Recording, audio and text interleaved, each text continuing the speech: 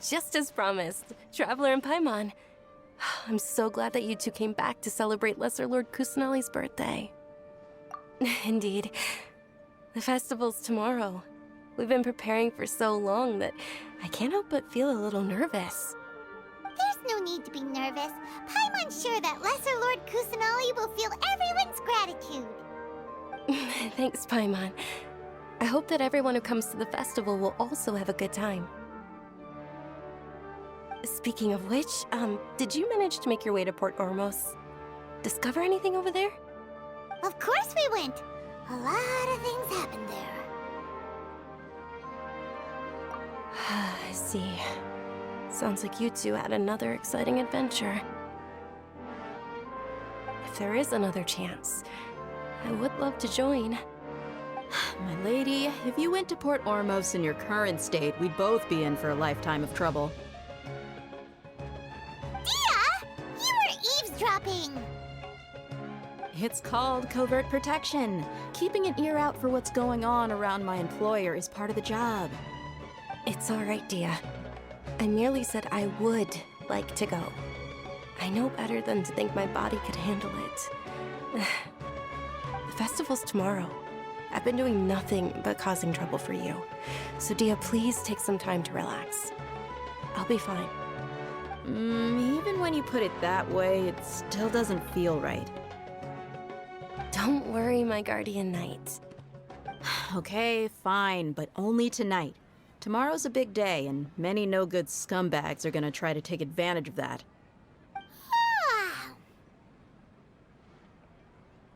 Oh, you two must be exhausted from your long journey back to the city.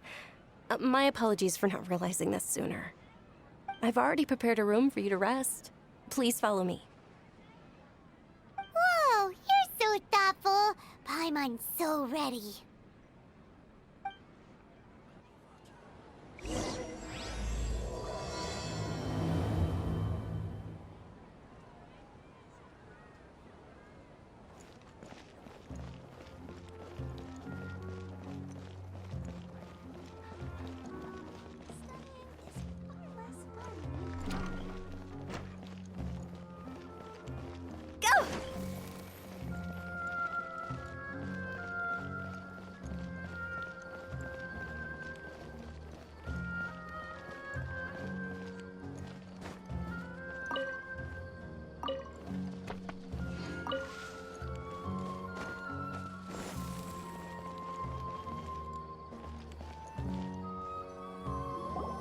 Here we are.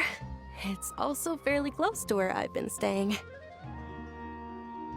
looks really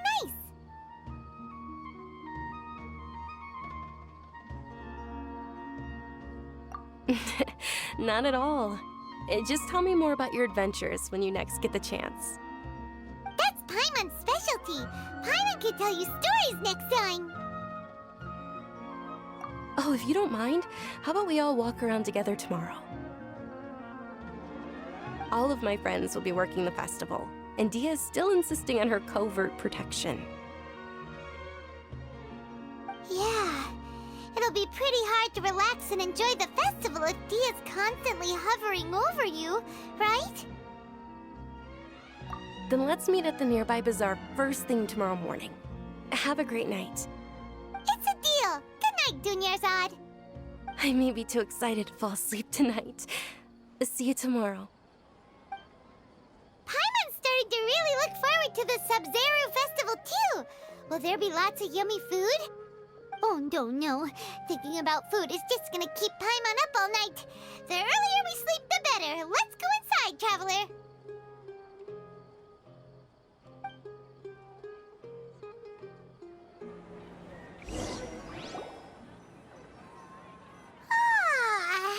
Did we oversleep? We should go meet Dunyarzad right away.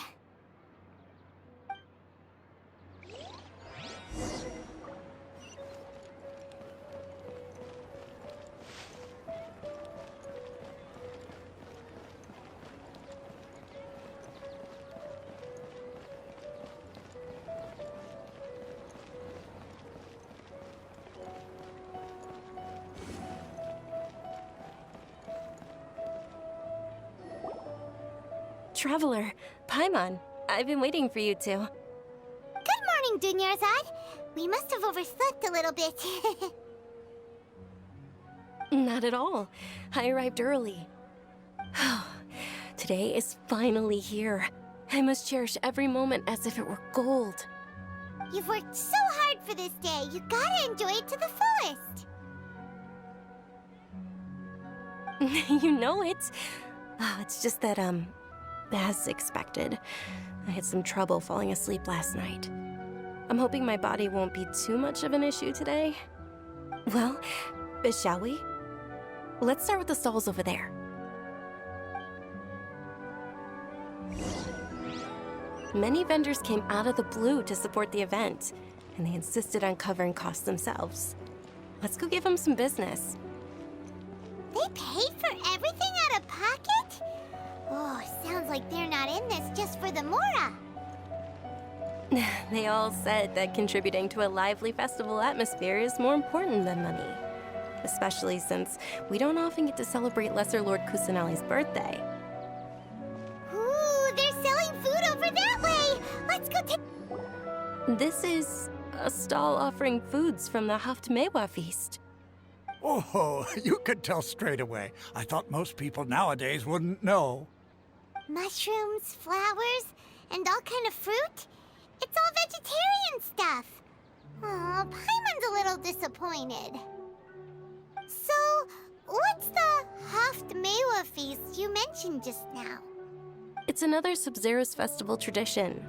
People used to set their tables with 7 different foods. Generally speaking, the most common selections were foods like Rukushifa mushrooms, lunar lotuses, Sumeru roses, sunsettias, kapulatas, hara fruits, and zaytun peaches. So, the Sub-Zero festival is a vegetarian holiday? You don't have to be a vegetarian to enjoy the spread. We just use the 7 foods to symbolize the 7 virtues of the Dendro Archon. Wait, but if that's the case, if Sumeru uses vegetarian food to represent the Dendro Archon, then wouldn't the Pyro Archon's festival be full of food like roasted fowl, juicy meatballs, grilled steak? Oh, Traveler, we have to go to Natlan as soon as possible!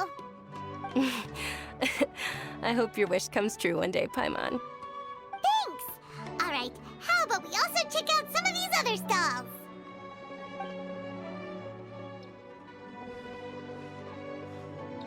Dear customers, would you like to try your hand at alchemical divination? What's alchemical divination? Those two things sound like they'd be fun to try together. Right? I thought the same when I first heard about it. It is said to be a mysterious craft invented by none other than Lesser Lord Kusanali herself. So, how does it work? It's quite simple. After you give me any 2 alchemical reagents, I'll use them to perform a random transmutation. Sure sounds random. So random that it will probably fail. That is precisely what we need. After the transmutation fails, your one and only diviner here will interpret the remnants. Well, according to Lesser Lord Kusanali, everything is interconnected, and all that occurs can be traced back to fate.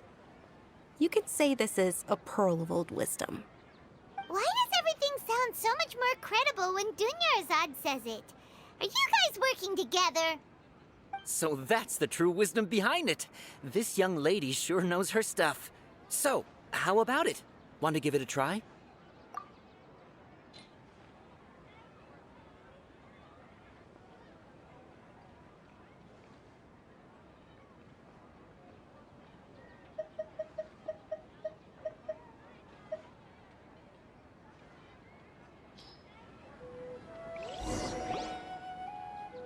Okay, one moment.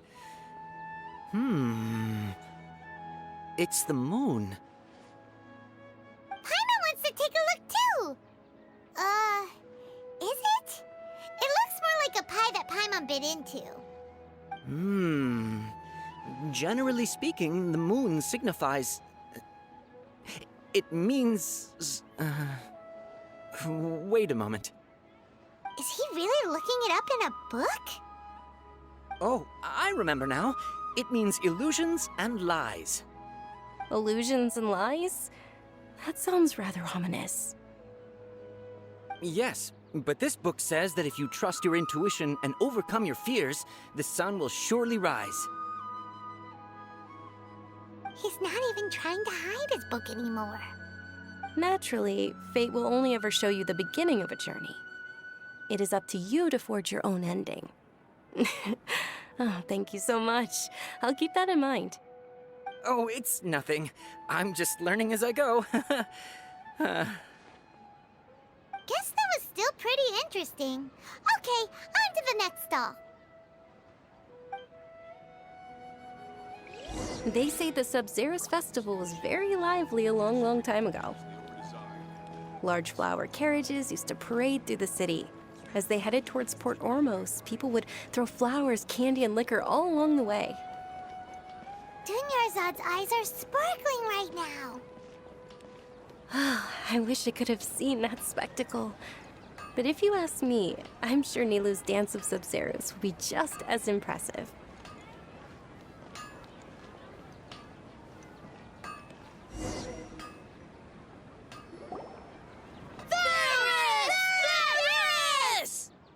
Attention! Soldiers, fall into formation if you want any Yalda candies.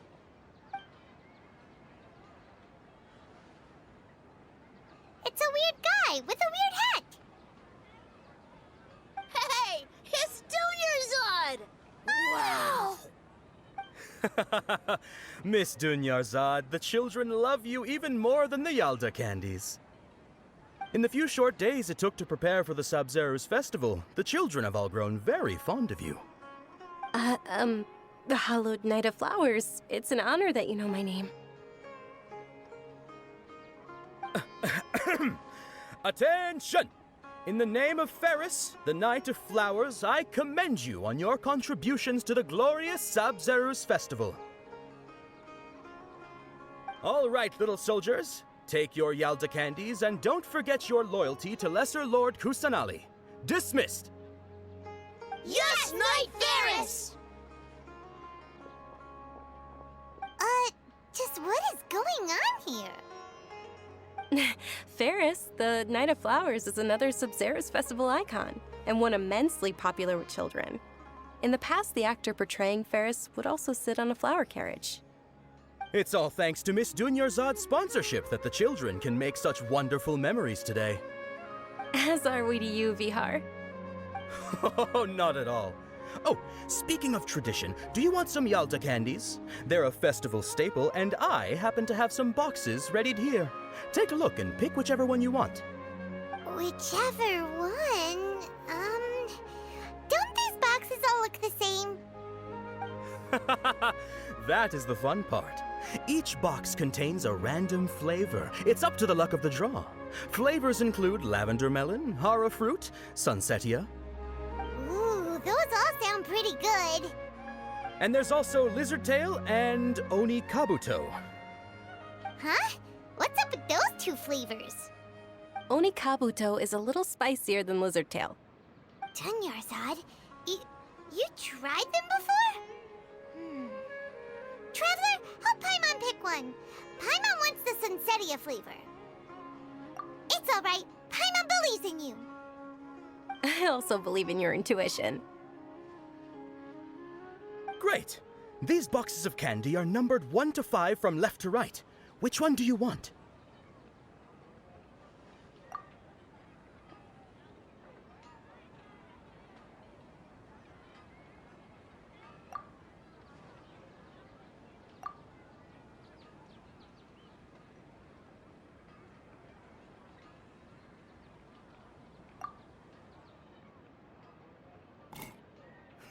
Excellent work!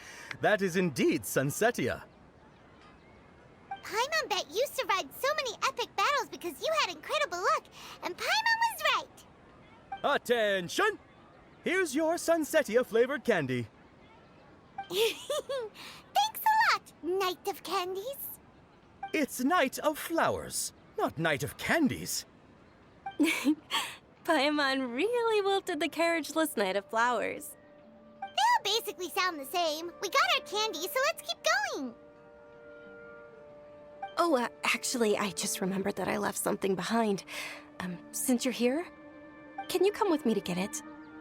Dunyarzad, you probably forgot because you're so excited about the Sub-Zero's festival. How embarrassing.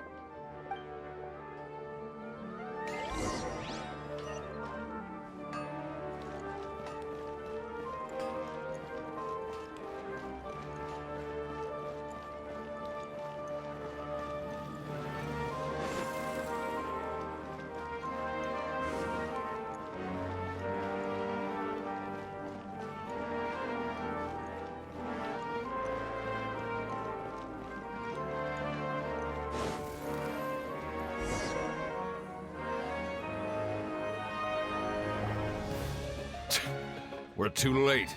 Who knew the little lady was such an early riser? I know, right? Hey, wait a minute. Boss, isn't that her? Oh, that most certainly is. We're in luck. She's walking right into our clutches. Those Eremites don't look like they're up to any good. Who are you? I don't believe the Homayanis hired you. That's right. We haven't received any of their mora, but I wonder how much the Homayanis would shell out to get you back. They're a gang of kidnappers! Traveler, hurry and protect Dunyarzad!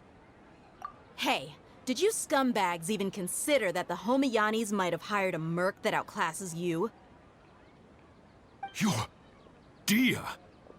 Dia the Flame Mane! No wonder we mercs haven't heard anything about you for so long. You sold your unruly mane to the highest bidder. Don't speak so disrespectfully. My family started working with her as gratitude for her past kindness to us. Don't worry about it, my lady. Just some friendly banter between mercs. One punch and those rabid dogs will expose themselves for what they really are. Aren't your claws all dull by now? Don't get too cocky!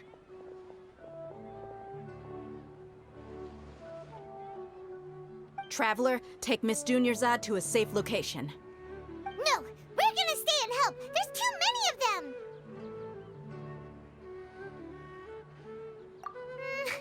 You're right. All right, fine. Please be careful, Dia. Don't waste your time worrying about me. This is my job. Look out for yourself. After I've wiped the floor with them, I'll go find you all.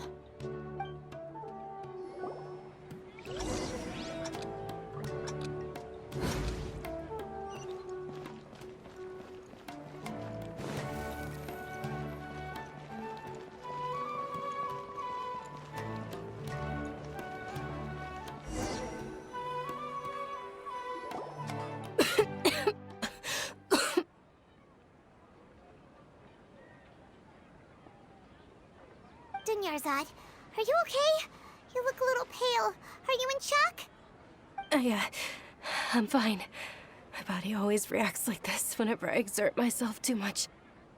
You sure you're okay? I'll be fine after some rest. I'm more worried about Dia. After all, none of this would have happened if I hadn't insisted on coming out today. Yeah, don't worry.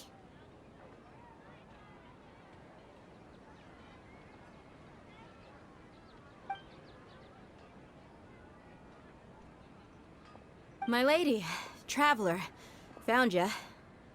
Dia! You took care of them so fast! Any more of them? Or rather, did anyone follow you? Dia, your arm. Oh, this? I'm fine. It's just a scratch. Normally, they wouldn't have been able to land a hit on me at all, but I'm still getting used to this new greatsword. Please, let me take a closer look. Come on, it's nothing. Us mercs aren't as fragile as you think. Hold on, you said something about a new greatsword. What happened to the one you were using before? About that. Well, I sold it, because I was low on Mora. Stuff like this happens every now and then. It can't be. The anonymous donation that was used for the venue's final round of preparations?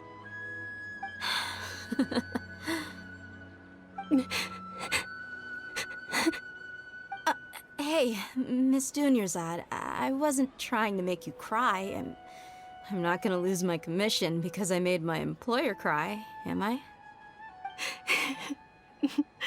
Okay, making your employer cry won't affect your commission, but selling your weapon without permission and getting hurt? I'll have to reevaluate your performance. You're so unreasonable, my lady. Thank you very much, Dia. Don't be like that. I get embarrassed really easily.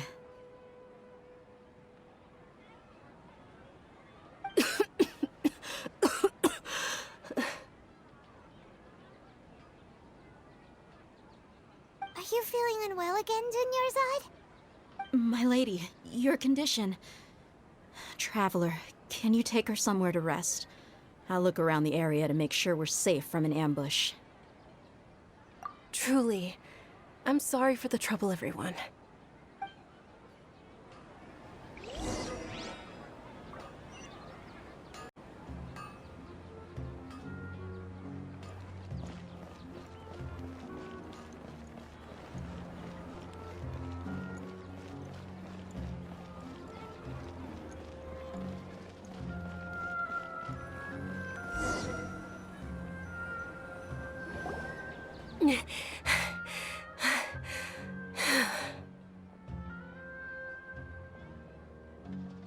Are you feeling better, Dunyarzad?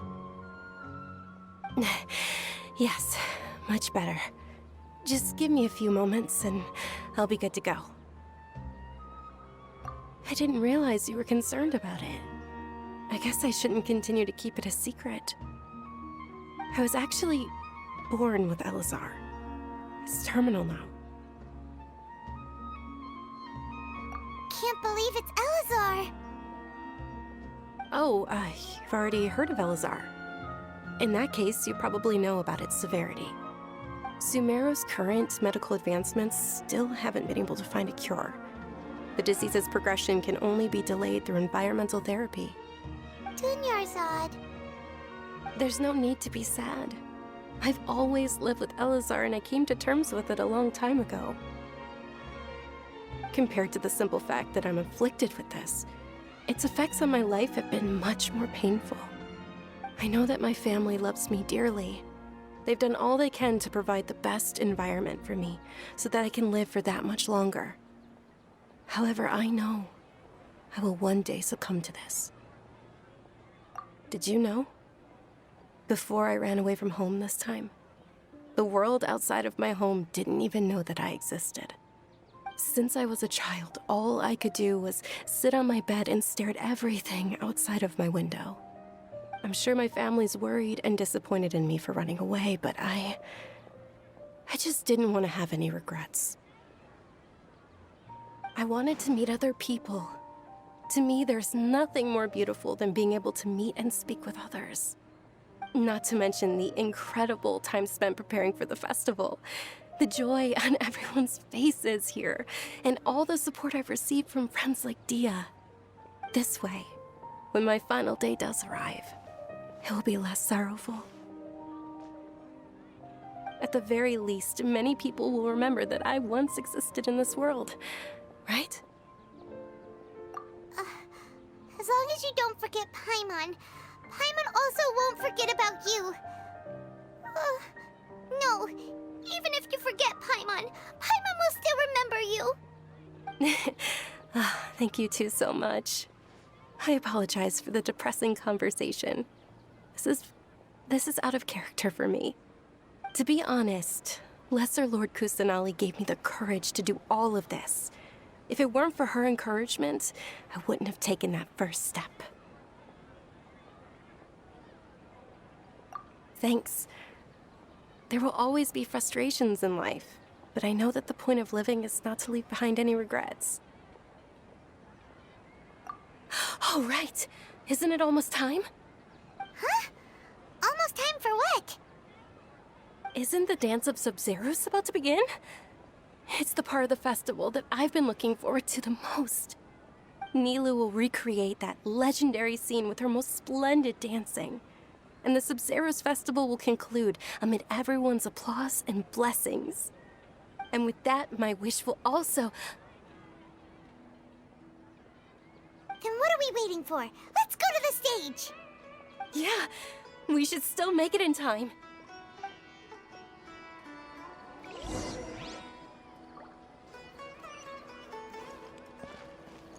Huh?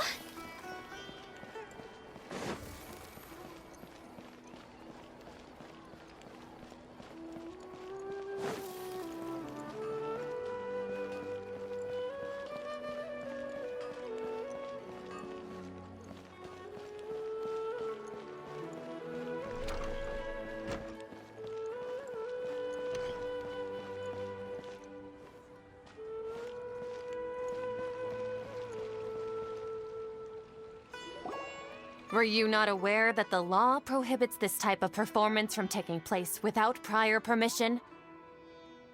Over there! Someone's yelling at Nilou! I think I just saw the Academia's Grand Sage. Why is he here in person? But the Dance of Sub-Zeros is one of the key parts of the Sub-Zeros festival. If we can't perform it... The Sub-Zeros Festival. The law also prohibits the private hosting of large-scale religious festivals. Only the Academia can host such an event. If you continue to resist, we will have to order an investigation into every single event organizer. The Grand Sage has already granted you much leniency. I advise that you exercise tact. How did things turn out like this? The Academia was originally responsible for the Sub-Zeros festival, but they failed this responsibility for many years. I need to speak with them. This is a hard pill to swallow, but you're right. Things would only get worse. Art, dance. Aren't you ashamed of pursuing such frivolous and meaningless activities in this land of knowledge and reason? Our Archon created the utopia that is Sumeru City for all scholars who sought validity, verity, and truth, while people like you wish to defile it. No. I believe that our Archon never rejected the arts. Even the goddess of flowers dedicated a dance to her. With your lack of intellectual credentials, I do not believe you are qualified to debate with me. What you should be doing is finding workers to tear down this ridiculous eyesore.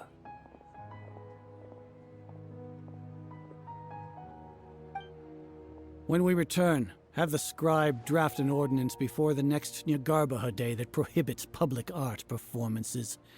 We will announce it to the public later via the Akasha. Understood. I will inform him when I return.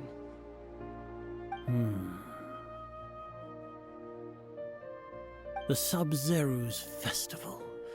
Go celebrate the birth of that god to your heart's content. Nilou, are you okay? Oh, Dunyarzad. You all saw that just now? The Grand Sage ordered us to stop the performance. Yeah. Let's go somewhere the Academia can't find us and perform there. But how do we let everyone know? And what about the atmosphere and the stage? Or we could get people to block them off so they can't interrupt the performance. No. They just threatened to investigate the organizers. If we were caught... Nilou, it's all right. Don't worry about it. But you've been looking forward to the Dance of Sub-Zeros so much. And I know how important this festival is to you. I don't want you to have any regrets. It's okay. Seeing you care this much about my feelings is more than enough.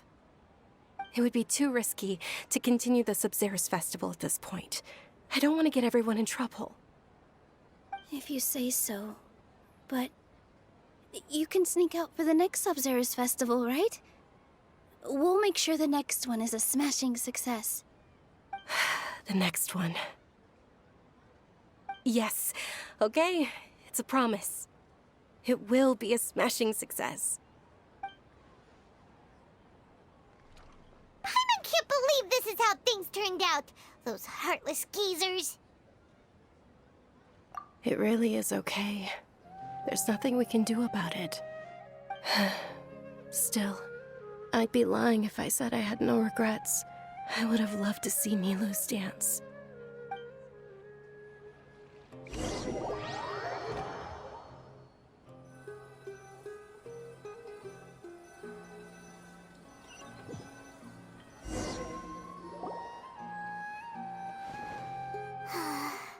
A lot happened today. It's a shame the festival ended the way it did. Milu and Dunyarzad promised to make the next Sub-Zero's festival a success, but Dunyarzad is running out of time. Yeah.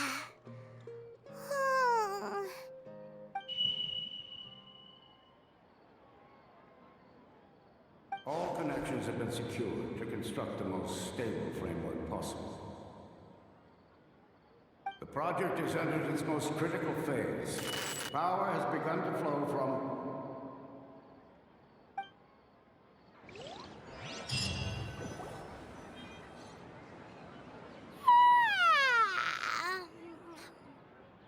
Oh, we're gonna be late! It's all because you wouldn't get out of bed! We should go meet Dunyarzad right away!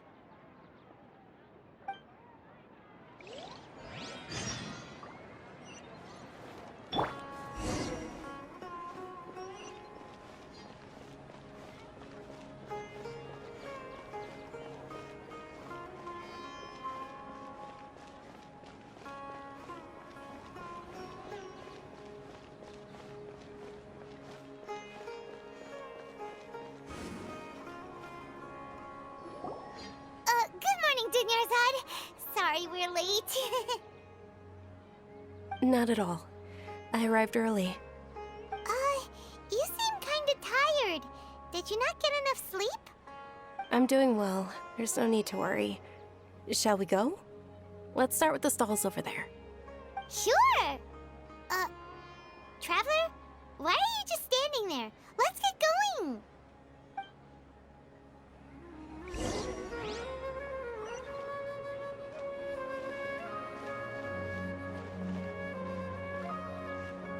Ooh, they're selling food over that way! Let's go take a look!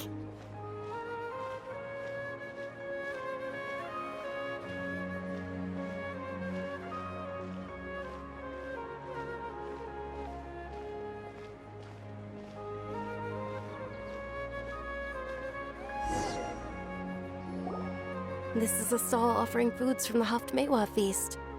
You are quite well informed, miss. I thought most people nowadays wouldn't know. They're all plants!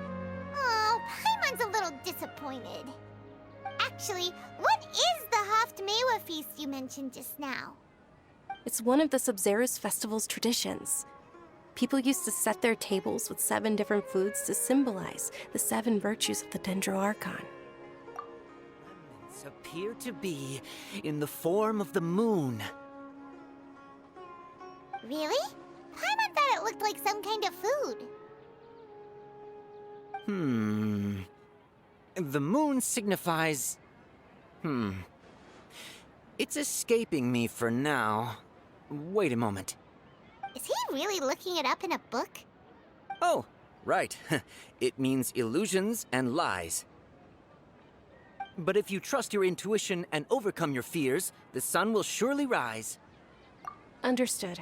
I'll keep that in mind. Oh, it's nothing. I'm just learning as I go. Guess that was still pretty interesting. Okay, on to the next stall.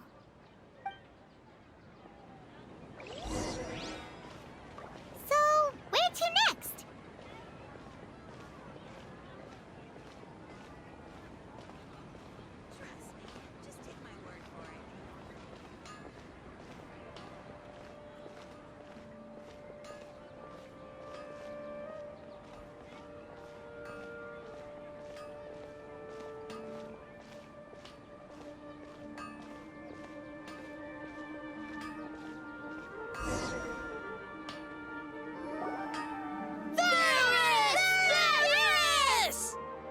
All right, soldiers. Now that you have your Yalda candies, don't forget your loyalty to Lesser Lord Kusanali. Dismissed! Yes, Knight Varys! What's going on? Is this a play? Ferris, the Night of Flowers, is another Sub-Zero's festival icon and one immensely popular with children. It's all thanks to Miss Dunyarzad's sponsorship that the children can meet the Night of Flowers. Oh, do you want some Yalda candies? I happen to have some boxes readied here. Take a look and pick whichever one you want. What's to pick? Don't these boxes all look the same? It's not that simple. Each box contains a random flavor. It's up to the luck of the draw. Flavors include lavender melon, hara fruit, sunsetia. Ooh, how interesting! And there's also lizard tail and oni kabuto. Ugh, why do those flavors even exist? Traveler, help Paimon pick one. Paimon wants to eat the sunsetia flavor. Great! These boxes of candy are numbered 1 to 5 from left to right. Which one do you want?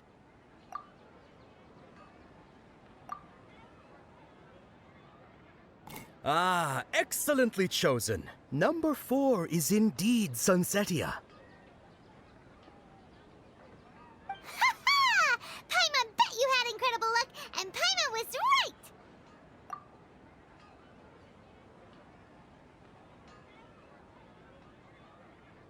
Huh? How's that possible? It's obviously random. Maybe we didn't sleep very well last night. Or maybe we slept too much.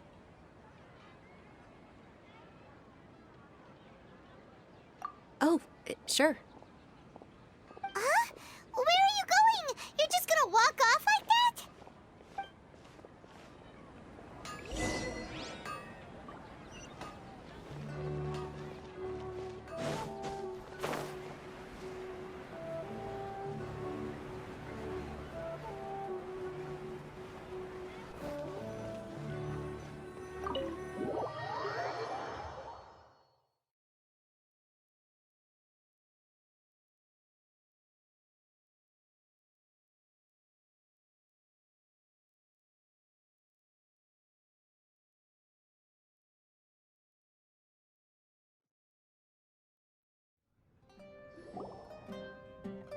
A feeling of deja vu? Oh, Paimon knows what that is. It's when you feel like you've already experienced whatever is going on. In that case, Paimon also felt something like that today. But that's just our brains playing tricks on us, isn't it? So why'd you run here in such a hurry? So that's it! You're intentionally doing things you usually wouldn't and seeing if you still get that same feeling of deja vu. Welcome, you two. Are you here for lunch? What would you like to eat? Got it. You don't look like you're from these parts, but I gotta say, you've got good taste. I'll give this order to the kitchen. Coconut charcoal cake? Isn't it that burned thing that didn't look tasty at all?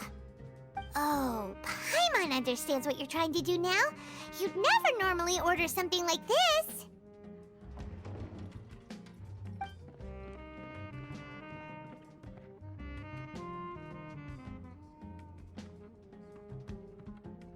That thing? Are you really gonna eat it? Isn't this going a bit too far?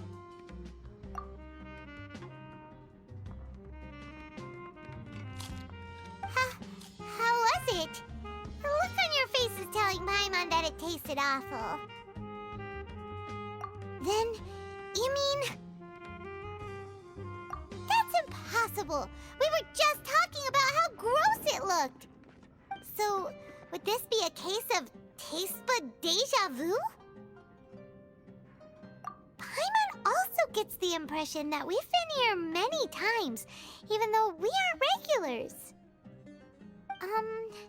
How about we go out again and try something else.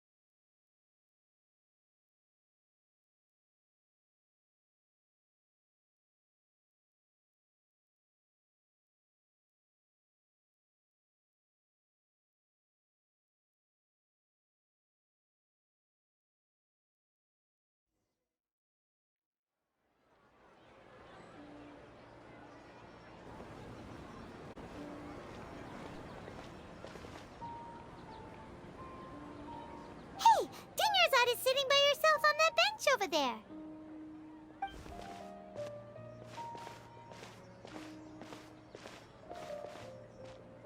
What a coincidence, Dinyarzad. We meet again. Why are you sitting here all by yourself? Oh, I ran into some kidnappers just now, but thankfully Dia came to my rescue. I started to feel unwell after that, so I sat down here. Kidnappers? Oh my goodness, are you hurt? I'm okay. Dia's arm got scratched, but it isn't serious.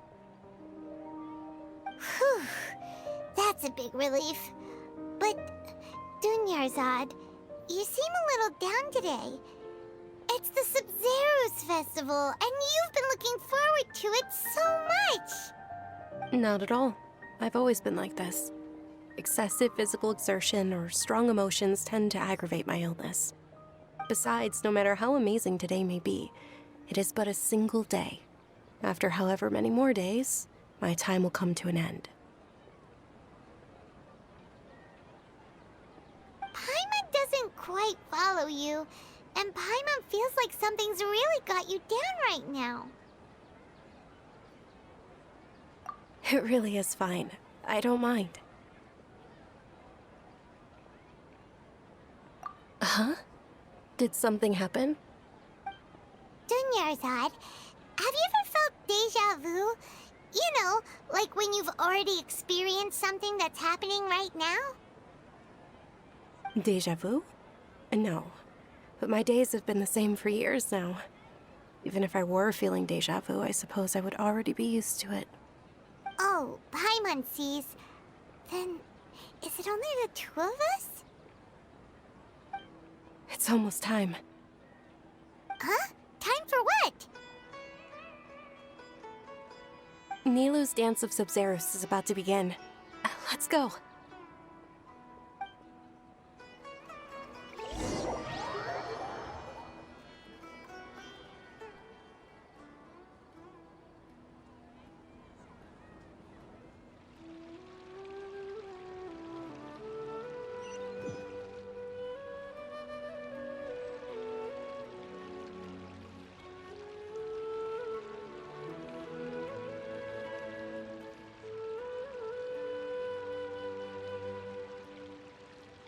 With your lack of intellectual credentials, I do not believe you are qualified to debate with me. What you should be doing is finding workers to tear down this ridiculous eyesore. When we return, have the scribe draft an ordinance before the next Nyagarbaha Day that prohibits public art performances. We will publicly announce it later through the Akasha. Understood. I will inform him when I return. The Sub-Zero's festival. Go celebrate the birth of that god to your heart's content.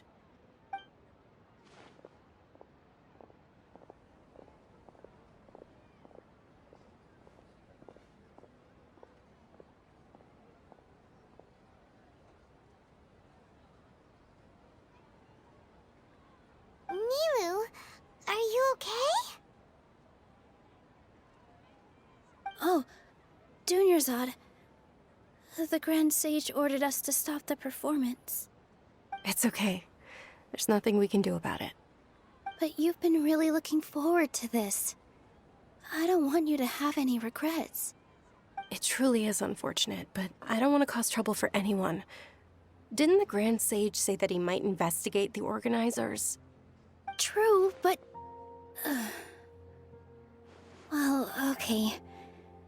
I'll just have to try again next year. The next festival. I probably won't be around by then. Wait, what did you just say? No, nothing. I'll be heading back to rest. Thank you for your help, everyone. Paimon can't believe what those heartless geezers did!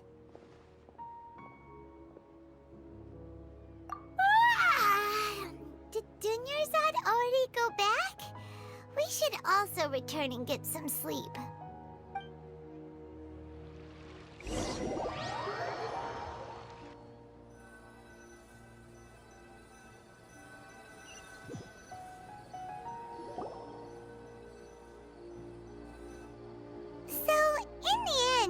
You still couldn't figure out what that deja vu feeling was all about?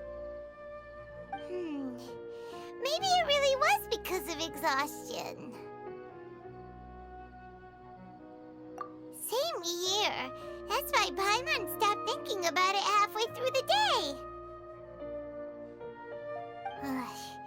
Then, how about we settle in and get a good night's sleep? For now, we can chalk things up to exhaustion. We could do more thinking tomorrow.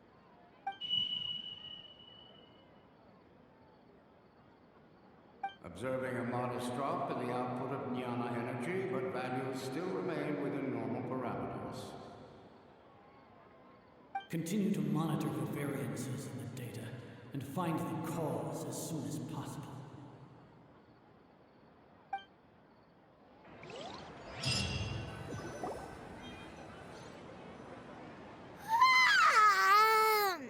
Why does Paimon feel so tired after so much sleep? Anyway, we should go meet Dunyarzad right away.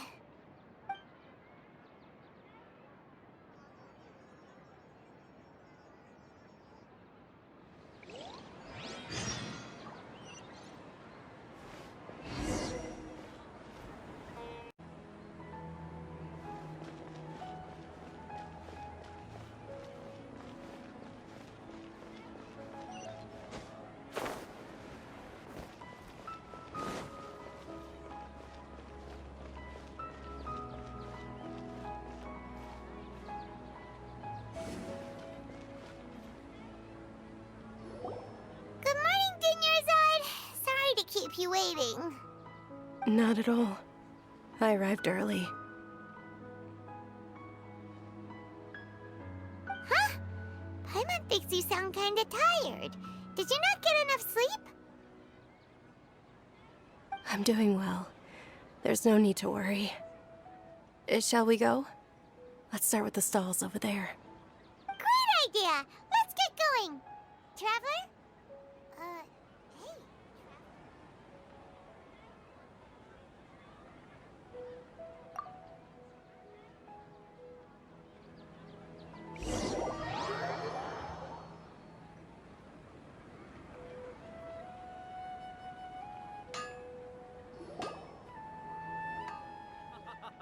It's all thanks to Miss Dunyarzad's sponsorship that the children can enjoy the Sub-Zero's festival.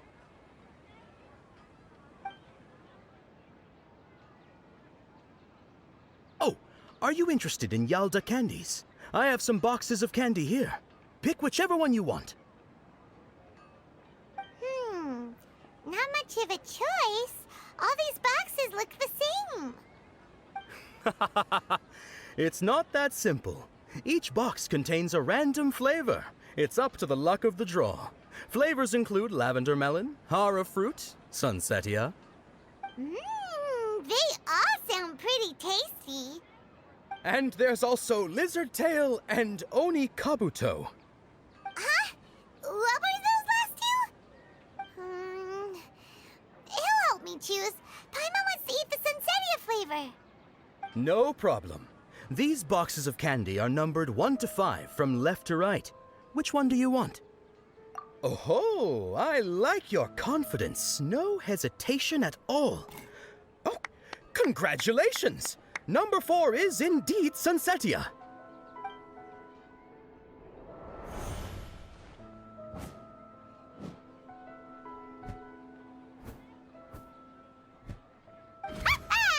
Paimon knew he always had incredible luck.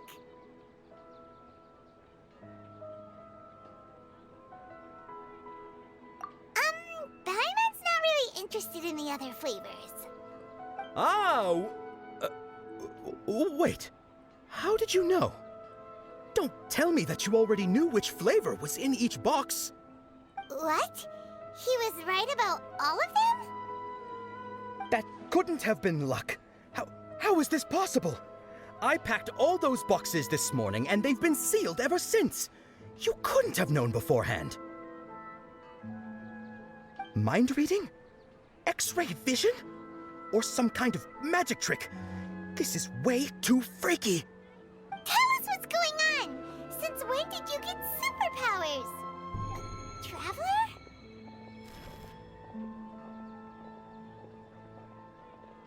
Hey, where are you going?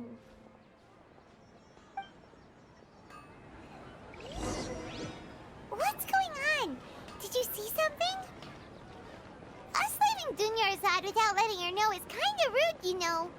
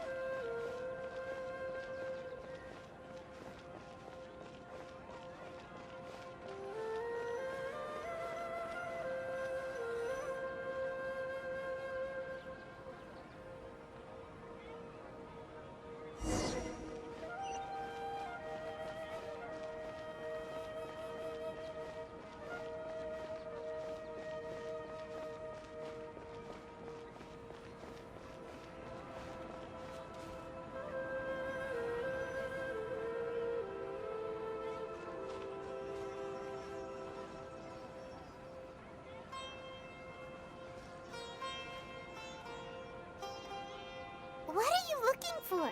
Why did we come here?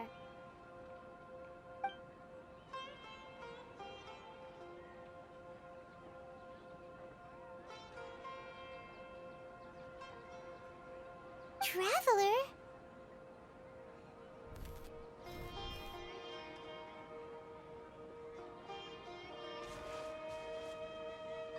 That's...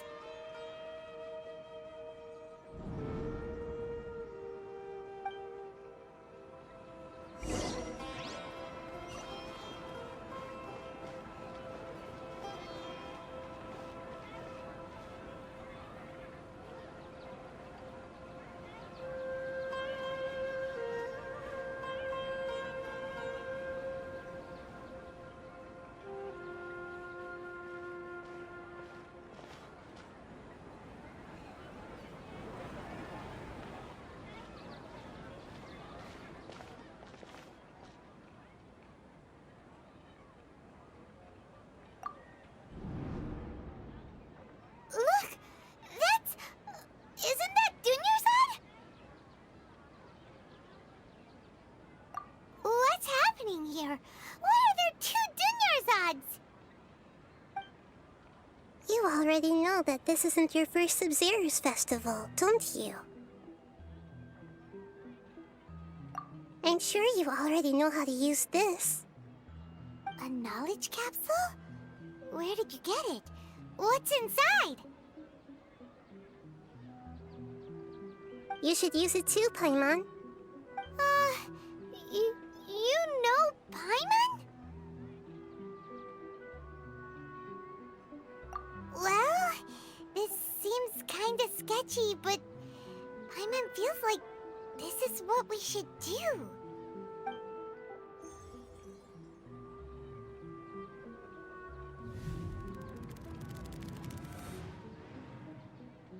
What the? This is our 20th time at the Sub-Zero's festival? No. The 30th? 40th? Just how many times have we been to the Sub-Zero's festival? Have we been trapped in a single day? If it weren't for you, we wouldn't have even realized. What the heck was inside that knowledge capsule? Your memories are still scrambled? Try your best to remember. This isn't the first time we've met, and I answered that question a long time ago. Let Paimon think. Oh, it's coming back. Meeting you was the real catalyst for restoring our memories, and the knowledge capsule was just your means of showing our minds the way. What about everyone else? Why are you only helping the two of us? Your sense of deja vu is stronger than everyone else's, yes? As for an explanation, you two received the blessing of Dendro, and you also have special, sensitive constitutions. It was as if a single sheet of paper was separating those memories from your consciousness. A familiar question. I think this is the 7th time you asked that. As you can see, she isn't doing well. You probably sensed it too. The Dunyarzad you were just with is different from the first Dunyarzad you met. That first Dunyarzad is in front of you right now, and she doesn't have a lot of time left.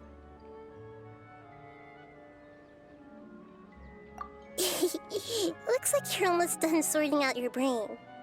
Oh yeah, I'm Nahida. Good, you passed the test. What's happening?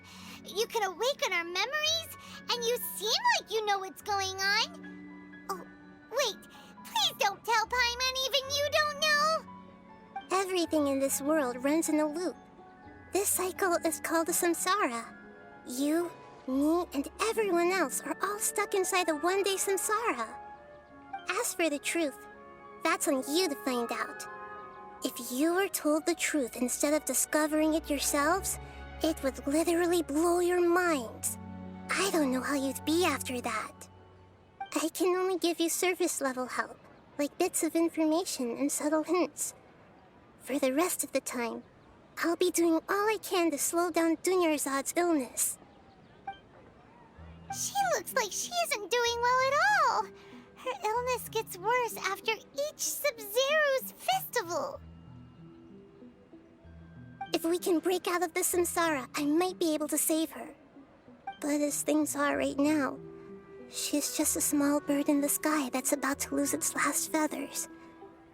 All I can do is raise a gale to delay her fall. You sure love to use weird analogies. Analogies are wonderful tools. They let you use existing knowledge to understand unfamiliar things. Okay, so, with what you know so far, what do you think the truth is?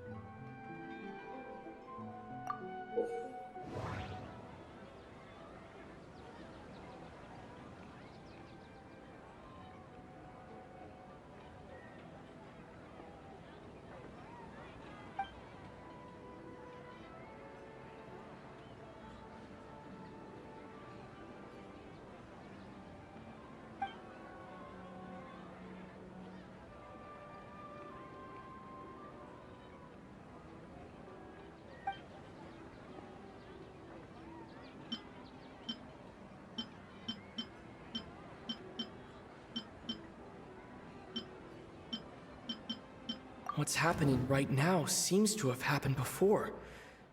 This feeling has been getting stronger and stronger.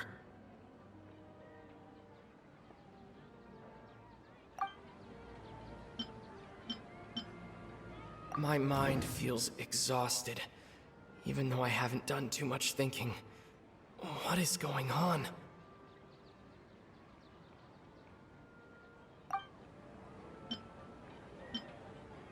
The moon, illusions, and lies. What do they all mean? We've already experienced the Sub-Zeru's festival many times, and the day of the festival seems to be in a perpetual samsara. The Grand Sage said, "Go celebrate the birth of that god to your heart's content." Did he mean something more?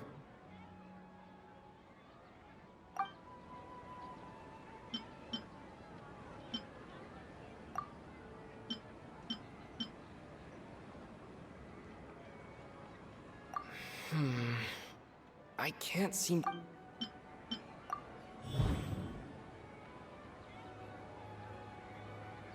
That should be it.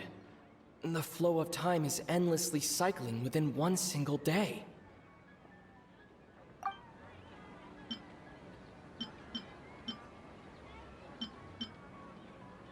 The Grand Sage said, "Go celebrate the birth of that god to your heart's content." Did he... That doesn't sound right. I need to carefully think things.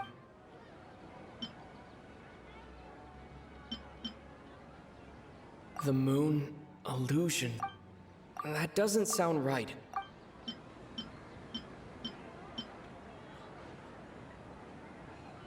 That doesn't sound right. I need to carefully think things. My mind feels exhausted. That doesn't sound right. I need to carefully think things through.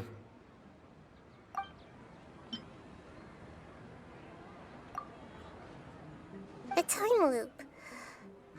You've given similarly wrong answers in the past. A pity. Still the wrong answer? Paimon thought that made a lot of sense. It feels like time's just repeating itself. A simple time loop can't explain some of the phenomena. You two are still missing a lot of information. Unfortunately, I can't give you any more hints.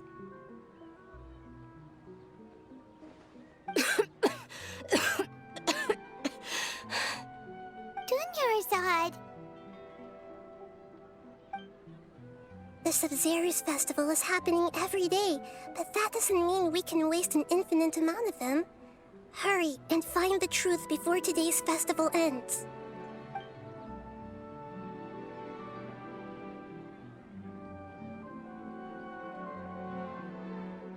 Let's think about our current situation.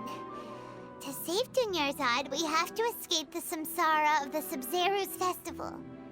And to do that, we need to figure out what's happening. The truth.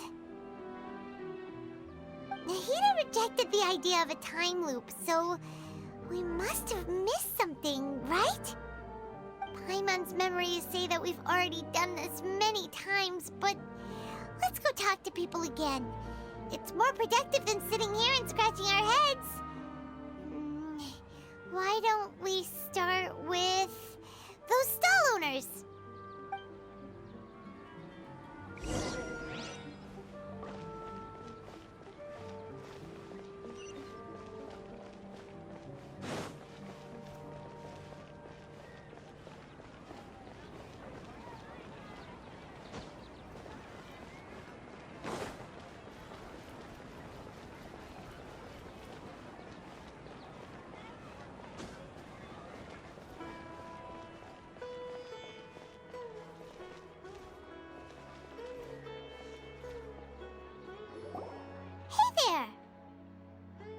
Hey, it's you guys again.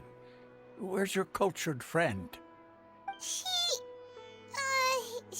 feeling a little unwell. I see. Did you come back to buy something? I guarantee the freshness of my products. I harvested them from the forest just yesterday. Huh? What brought this about? I hurried back from the forest yesterday, and I'm selling produce here today. I haven't felt anything strange. To put it another way, if you really think about it, was yesterday truly yesterday? Did you actually come back from the forest yesterday? What kind of philosophical nonsense is this? Are you two daydreaming? Didn't you know that no one dreams in Sumeru? Go somewhere else if you want to find someone to daydream with.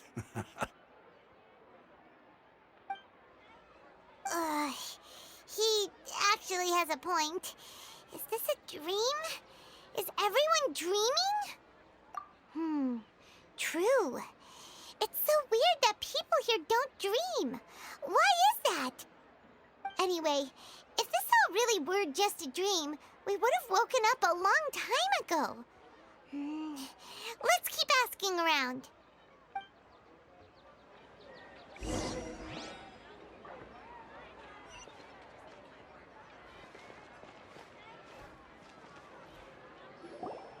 Oh, it's you two. Was my divination so accurate that you felt compelled to compliment me in person? Ooh, I knew it! I told you, the god's divination is highly accurate. You just hadn't fully understood its significance yet. You're really excited about this, huh? That's exactly why we came back. Help us better understand it. Help you better understand it? Well, that isn't exactly what I excel at. So, you're admitting that you don't have a clue? Anyway, what kind of situation did you get into?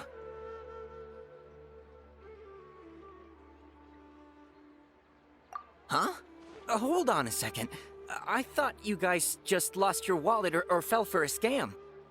What you just said, are you serious? Does that kind of thing actually happen in real life? Paimon knew you weren't going to believe it. Marvelous. Truly marvelous.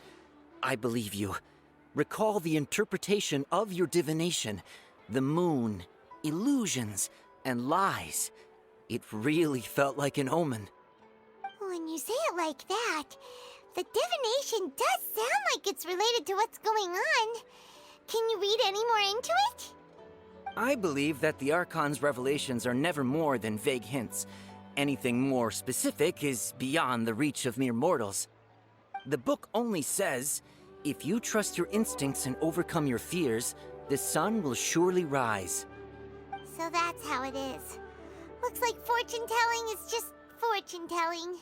It's no good for practical problems. We haven't made any progress. Who else can we talk to? Paimon remembers that we tried talking to her a couple of times, but she always thinks we're playing pranks on her. You think she'll brush us off again? Yeah, if we tap into Dia's strong sense of responsibility as a mercenary, then she'll definitely take us seriously. At this time of day, Dia's probably just finished beating up those kidnappers. Let's go find her.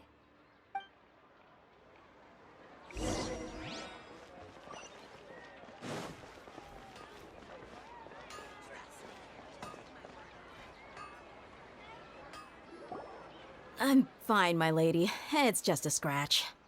Perfect timing. Both of you are here. Paimon, traveler, you came at just the right time. Listen, there was a dangerous Huh? You saw? Then why didn't you jump in earlier?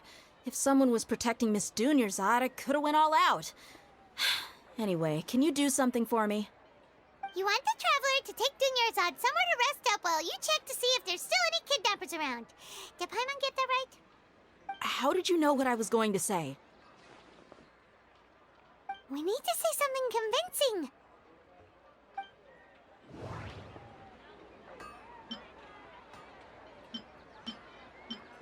Dia sold her greatsword to raise additional funds, and then she was injured because she wasn't used to her new weapon.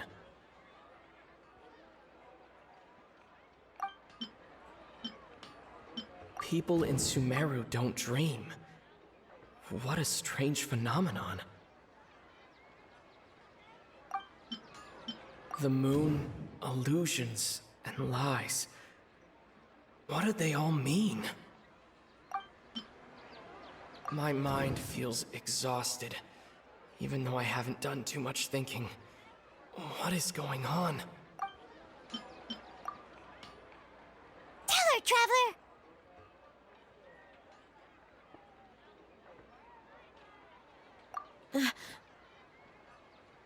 didn't tell anyone about that. Including Miss Dunyarzad. You couldn't have known. And just now, you literally took the words right out of my mouth. What's going on? All right, so this is the situation.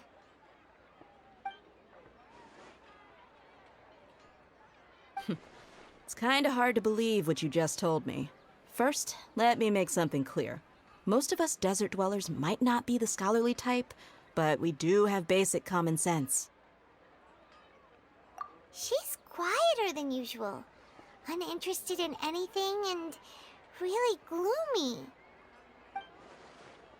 Yeah, she isn't the same as before, but her parents said that this is how she was like at first. Huh? At first? I don't quite understand what you're all talking about. I'll go rest on the bench over there. My lady, are you angry?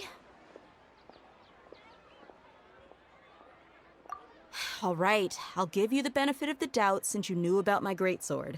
Let's make this a quick trip. Miss Dunyarzad isn't completely safe here.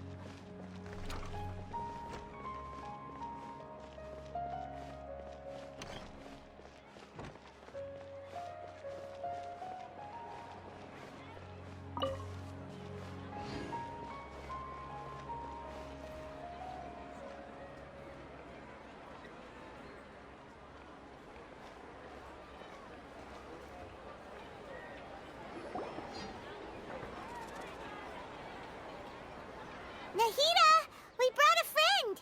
Are you busy?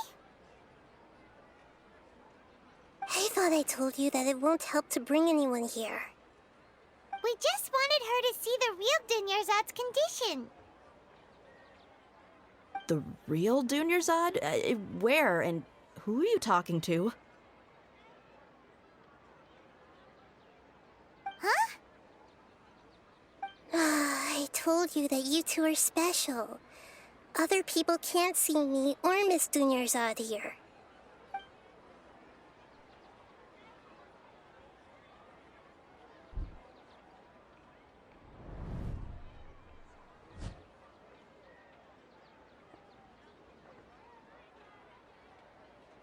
Hold on.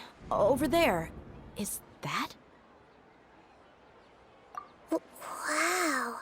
How perceptive. Does she have invisible antennae? Miss Dunyarzad, she's lying down here, isn't she? How's she doing? Her condition's really bad, and she's basically in a coma. How did you know she was here? I can sense her aura. There are also lingering feelings of something like regret or disappointment. What happened? Do you believe us now?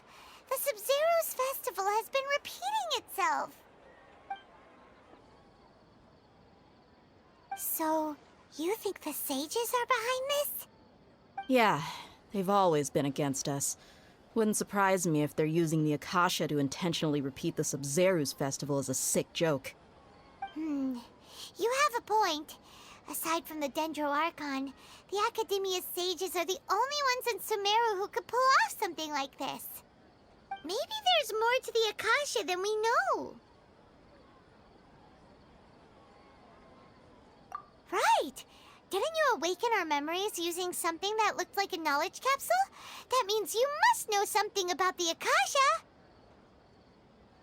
The Akasha relies on the power of a gnosis to operate, as it is the manifestation of the God of Wisdom's power. It compiles the wisdom of the entire populace, and it grants knowledge to the people. A gnosis could do that? No wonder the Akasha is so magical. It's being powered by the gnosis of Sumeru's archon. So, this Nahida you mentioned, what did she say? She said, and Paimon quotes, "The Akasha relies on the power of a gnosis to operate, as it is the manifestation of the God of Wisdom's power. It compiles the wisdom of the entire populace and it grants knowledge to the people." Compiles the wisdom of the entire populace and grants knowledge to the people. Wait. I get the grants knowledge part. That's what people have always used the Akasha for. But compiling the entire populace's wisdom? How does that work? Did she mean that the sages enter new knowledge into the Akasha? Oh, yeah. That sounds about right. What do you think?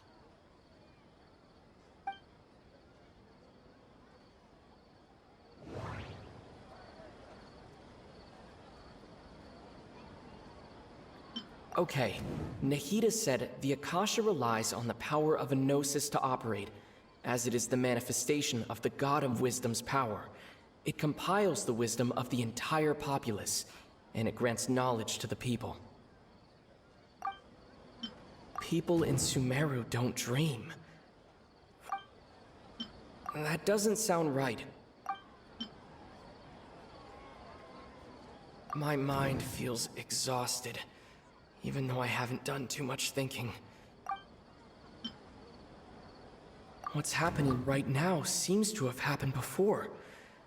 This feeling has been getting stronger and stronger. That doesn't sound right. People in Sumeru don't dream.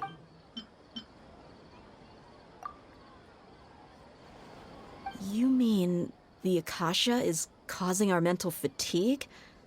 Huh. Now that I think about it, my head's been feeling unusually heavy. When the desert dwellers set off on their quest for knowledge, a sage once said, knowledge always comes at a price. Compiling the entire country's knowledge. You think the Akasha pulled a 180 and is extracting information from us? Who knows? The Akasha can put knowledge into our heads, so who's to say that it can't also poke around in there? We don't know any specifics. What's the point of doing something like that? Just think about it. If you could combine the knowledge of every single person in Sumeru, then you can basically turn Sumeru City into a single massive brain. This hive mind could make breakthroughs in problems that even the smartest geniuses can't crack. An excellent deduction. And the analogy comparing Sumeru City to a massive brain? I love it. In that case, we should take off our Akasha terminals right away. Maybe that'll solve this problem. Yeah, I was only wearing this for show in the first place. Didn't expect the sages to cook up such a conspiracy. Mark my words, when this is over, I'm getting evidence and exposing this whole thing to the public. How does everyone feel? Huh? What is it? Oh, that! Paimon knows what you're talking about. It's a single soft beep that sounds like it's coming from the Akasha terminal. The sound of a beep. Could it be a prompt tone for when the Akasha is operating? That's probably an important clue. We weren't using our terminals, but we heard a beep anyway.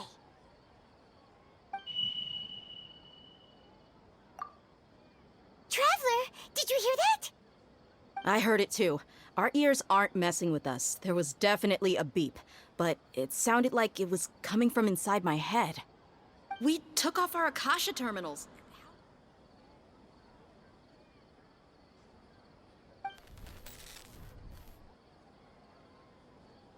Phase runtime has exceeded its expected length. At this rate, there may be casualties. But we cannot lose all of our progress.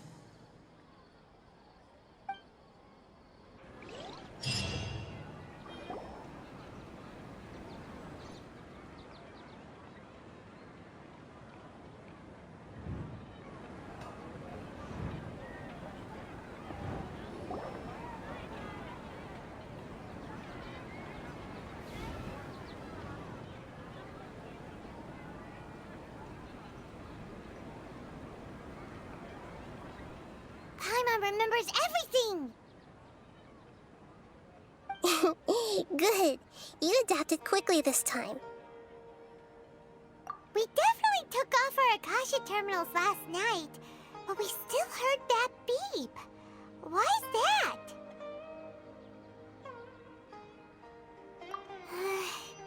But now we can at least confirm one thing. The Akasha definitely has something to do with whatever's trapping us in this cycle. Oh, Paimon doesn't get it. Why would the Akasha go this far if all it wants is everybody's wisdom? It's extremely difficult for lab rats in an experiment to understand why they're being treated the way they are. If we're lab rats, then what are you? Nahida, you've never told us anything about yourself. I guess I'm the moon. The moon? Wasn't that the result of our divination? Anyway, knowing who I am won't help you get closer to the truth, so you should focus on other things. Don't get distracted and miss any clues. Okay then. Dia helped us a lot yesterday, so let's go find her. If Paimon's reading the time correctly, those kidnappers should be showing up soon.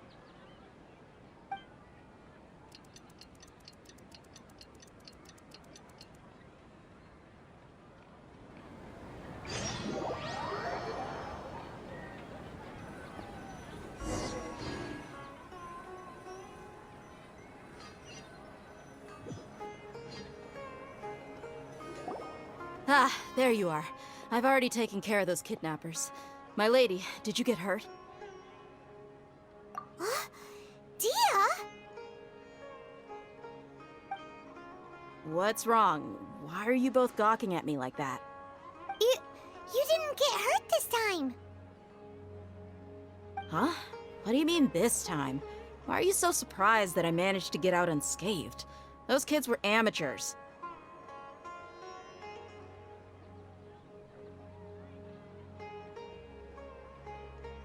Shh! How did you know about my greatsword? I haven't told anyone about it. Please, don't tell Miss Dunyarzad. So Dia's lost her memories after all. Anything strange? You already know that I got a new greatsword. If I had to say something, it's weird how such a new weapon could feel so familiar. It's as if I've already used it to fight a countless number of battles. You're saying that although you don't remember using it, your body feels like it does? That's right. Both mercenaries and warriors heavily rely on muscle memory. Only knowing the theory of battle won't get you anywhere. Traveler, what do you think? Yeah, Paimon's feeling really hopeful. Oh, you're right! Earlier in the Samsara, something like this would have never happened. I have no clue what you two are talking about, but it's still dangerous here, so... So you want us to take Dunyarzad somewhere else to rest while you check if there are still more kidnappers around, right? How did you know what I was gonna say? Can you read minds? Forget it. Go and do your thing.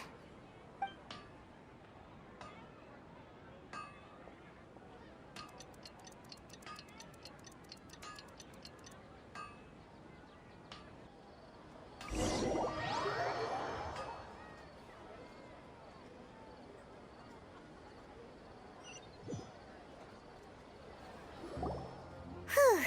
It's finally nighttime. Aside from Dia not getting injured, everything seems to have stayed the same. Listen, Nahida, we found out that Dia got out just fine today, even though she got injured every other time she fought the kidnappers. Do you think the Samsara has been broken? Have we saved Dunyarzad? Really? Good job on all that progress. Get some good sleep tonight. Hey, what kind of an answer is that? Tomorrow will come. Everyone assumes this is common knowledge, but the only way you can know that for sure is if you experience tomorrow. How many todays has it been? Is it possible that today will be followed by yesterday? Does tomorrow truly exist as anything beyond a made-up concept?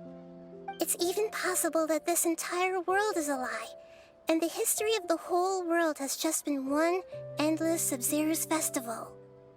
Okay, no more! Paimon's brain is already shut down.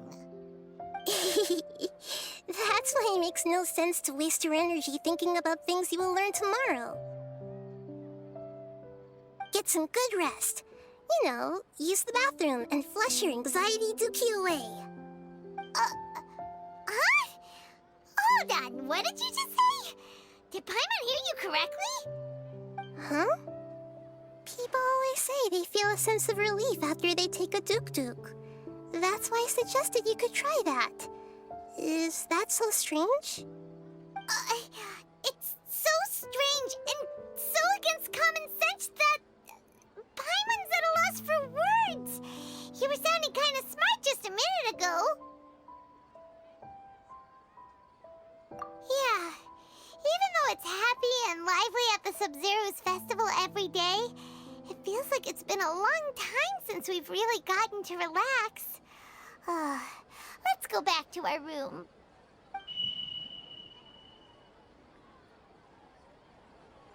Continue the harvest. Compared to what we stand to achieve, these sacrifices are trivial.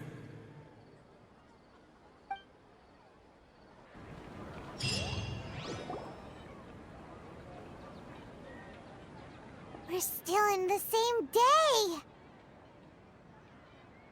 Nahida, you already knew last night that we didn't break out of the samsara? Why did you tell us? Would there have been a point? You would have spent the night with new worries, with tomorrow still out of reach. In that case, you might as well rest within that brief moment of hope. An opportunity like that doesn't come by often, and I thought it might help you clear your minds. Paimon thought the Duke did that! Whatever. Guess you were looking out for us after all. Of course. In the time we've been together, you two have been everything to me. Paimon's flattered and everything, but maybe you're taking things a little fast. What I mean is, even though I had asked you to solve this puzzle, you two are still the only ones who can see me and sense my presence. In other words, if you weren't here, I may as well not exist. That's why you two have been everything to me. Get it? Nahida's talking about confusing stuff again. Anyway, that's enough chit-chat. So, Traveler, did the new clues yesterday help you gain a new understanding of the situation? Huh? Why are you scrapping your previous theory? Oh yeah, you're right! Gosh, how did we not notice that? In a simple time loop, people's physical conditions should also reset. So, what's your new hypothesis?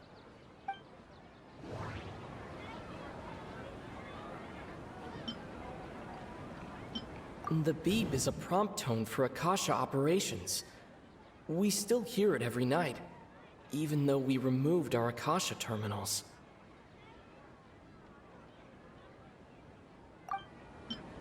Okay, Nahida said the Akasha relies on the power of a gnosis to operate, as it is the manifestation of the God of Wisdom's power. It compiles the wisdom of the entire populace, and it grants knowledge to the people.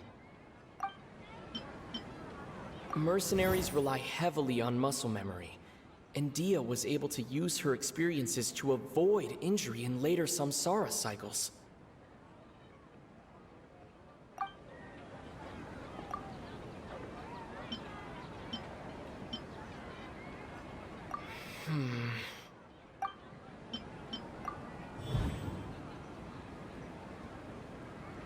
If all our memories of a day are erased at the end of that day, then we would unwittingly relive the same day again and again.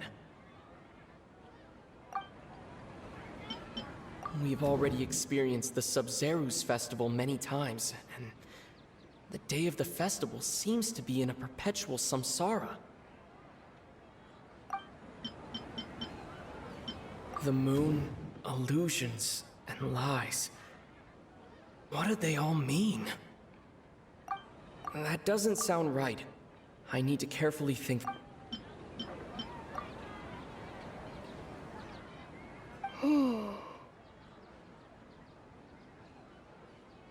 Oh! Then the beep we hear every night could just be indicating the deletion of our memories! That's why when we wake up, everyone thinks the Sub-Zero's festival hasn't happened yet! It's already the next day, but everyone still thinks it's the day before! But muscle memory can't be erased. That's why Dia has been getting better at using her greatsword. Now everything makes sense! A brilliant deduction. Nahida, tell us if we're right or wrong.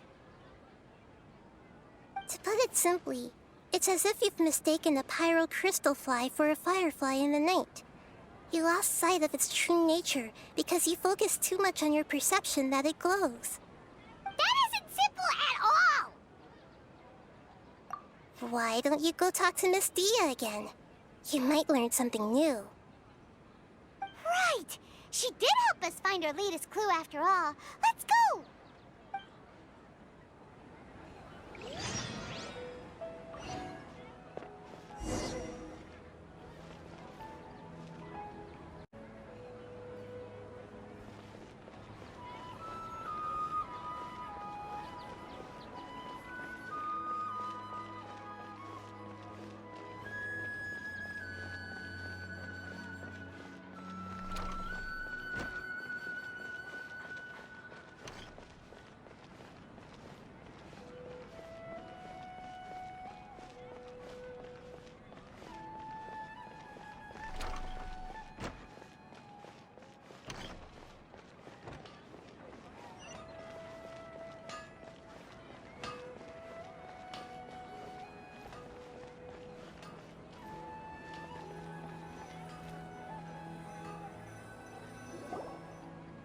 There you are.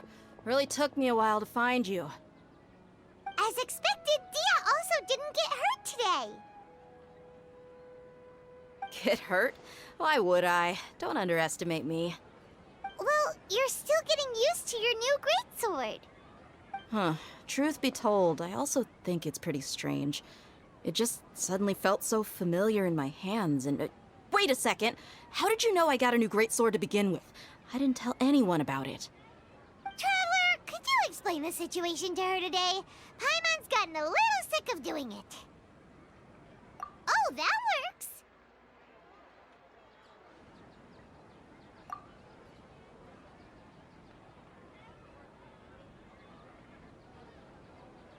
What happened to you guys while I was gone?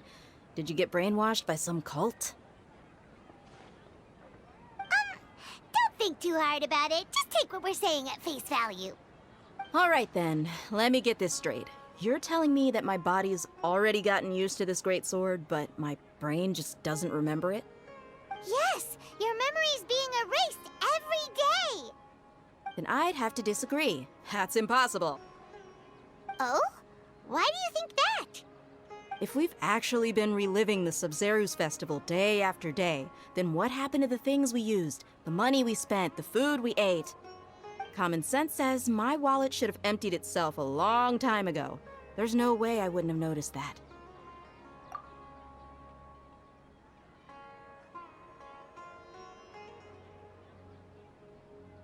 Right! They could use the Akasha to record what everyone did that day, and then use the city's resources to replenish everything! It's not very likely, but it's also not impossible. No, it is impossible. I've got proof. You have proof?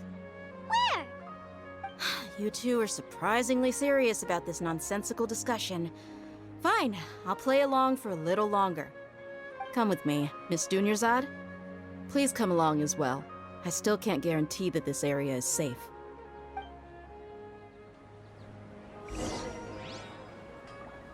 Paimon can't believe it's Dia who wants to show us something this time. 2 days ago, we were the ones taking her to see Dunyarzad.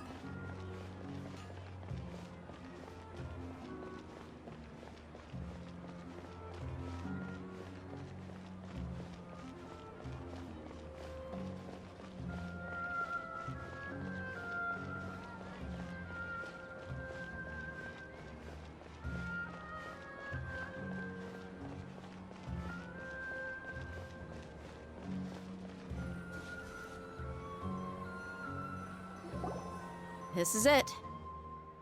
Huh? This is a wooden training dummy. What about it? See those marks on the dummy? Those are the result of several days' worth of practice. Let's say the sages didn't replace it every day. Shouldn't it be hacked to pieces by now? That's true, but what if they did? Then the sages would have had to reproduce every mark I left during previous training sessions. I'm a professional fighter. My martial school has always emphasized the importance of refined control. The force, angle, and entry point of each strike is calculated and deliberate. That's why I remember every mark on the dummy, as well as my state of mind as I made each strike. It's just as they say, each swordsman has their own unique style, and even the same swordsman can't make the same cut twice. It would be impossible to copy these marks. Really impossible? What if they used some fancy machine to carve every single mark? People often say that a camera's photo can never replace an artist's painting because the former has no spirit to it. The same thing applies here. At a mere glance, I can differentiate carved marks from the results of combat training. Whew, I hope that cleared things up for you. Hey, is this that new brain exercise game that's been super popular with the scholars lately? It's surprisingly fun. Anyway, it's getting late. I should escort Miss Dunyarzad to Nilu's stage. See you later. Well, back to square one. Is our memory deletion theory also wrong? But at least we've reached some other conclusions in the meantime. Yep, that's true. So, can we think of any new ideas right now? Strange? Paimon feels like everything's been strange lately. Huh? Leaving the city? You're right! It's really strange how we never thought of such a simple solution! Many things should become clear if we can confirm the flow of time outside of the city. Paimon can't believe it! Did we miss this because we're tunnel visioning too hard on our other theories? Or because we're just too tired? How about we go back and ask Nahida? Maybe we've forgotten something about leaving the city.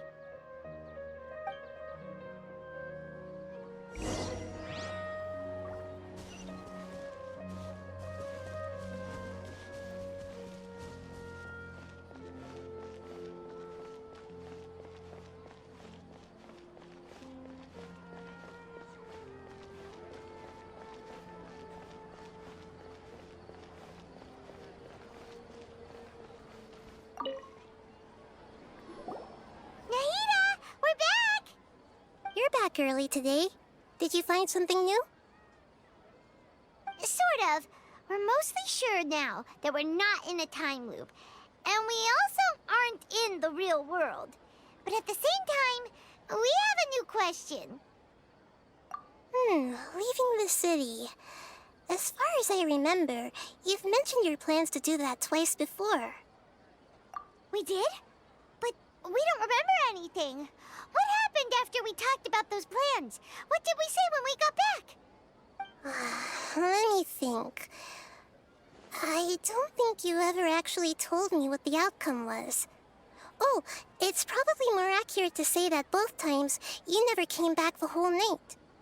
But you two sometimes stay out the entire night anyway, so at the time, I didn't think too much about it. It is true that sometimes we lose track of time during our investigations. Before we know it, it'll already be the next day. But still, neither of us remember anything about leaving town. Really? That's kind of strange. In theory, I should have already awakened all your memories. Yep, something here's definitely fishy. Let's get to the bottom of this tomorrow.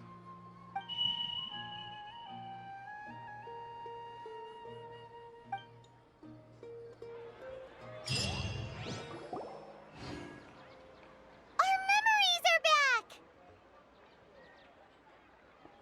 About that... Well, where should Paimon begin? Traveler, aside from your memories that were just restored, I have another message for you. Listen to it and you'll understand. Can't go back. There are countless spaces here. Our Sub-Zeru's festival in Sumeru City is just one of them. Traveler, you should be missing 2 days' worth of memories. Paimon will fill you in. It's time to carry out our plan from yesterday. Okay, let's go!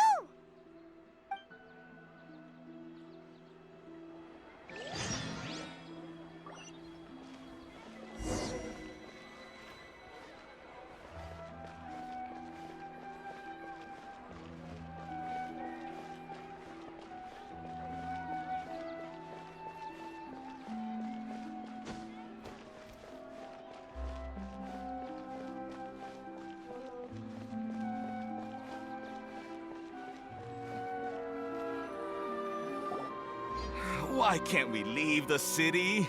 What is the academia up to now? Don't ask me. It's not like I can tell you anything. This is a direct order from the Grand Sage. Just wait until tomorrow. I have a real emergency. My goods have already arrived at Port Ormos. If I don't hurry, they'll be stolen. That's your problem. Make sure you make a request in advance next time. But it's not like you can just predict business matters in advance. It looks like the Academia already announced a lockdown for Sumeru City today. How completely unsurprising. Let's go and question them. Hello, sir. Why can't we leave the city today? Here we go again. Don't ask me. I don't know either. We just received an order that no one is allowed to enter or exit Sumeru today. They didn't tell us anything else. Angering me won't get you anywhere. If I had that kind of insider info, I would have left this stupid post long ago. It looks like he really doesn't know. If we can't get anything out of him, let's take matters into our own hands. Why don't we climb over the walls? Those guards can't be everywhere at once. This is a good spot, and the guard hasn't noticed us at all. Let's hurry! Huh? Why? Are you going to leave Paimon behind? But what if things get really weird out there and you get into some trouble? Then Paimon won't be able to help you. Oh, Paimon knows that Paimon can't do much, but we've always been together, haven't we? Okay. Paimon will wait for you. Promise Paimon that you'll come back as soon as possible. Just a quick look. And please, be careful.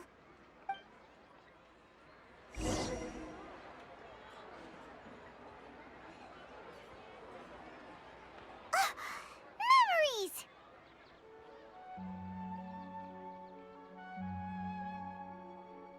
Traveler!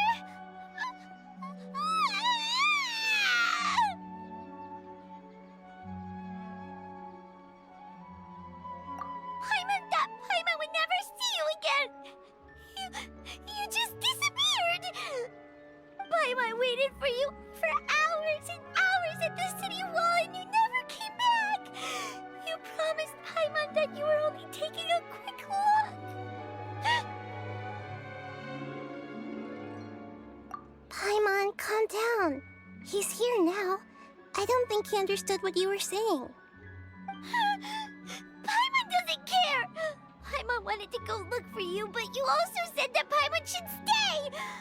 Paimon was so worried and so scared the entire day!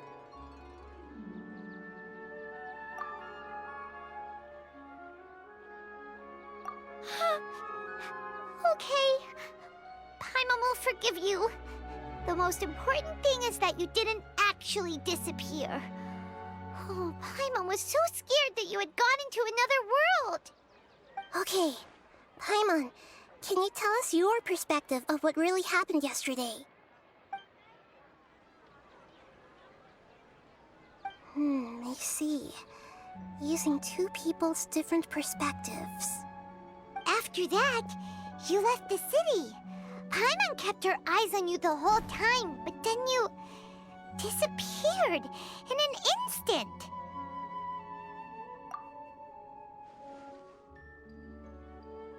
No way! Paimon was watching you with the fullest attention. What's your perspective, Traveler? You sure you don't have any memory of this? I guess that explains everything. You also lost your memories the last 2 times you tried to leave the city. Those days' memories can't be awoken. So, if we leave the city, our memories will be completely erased? It really sounds like something big outside of the city is being hidden on purpose. But this way, we'll also never discover what's outside. Something like a message? But how can we send it back? Don't look at me like that. I'm not used to being stared at. Well... Okay. You want something that can pass on messages, right? Give me some time and take care of Dunyarzad for me. Yep, now we're talking.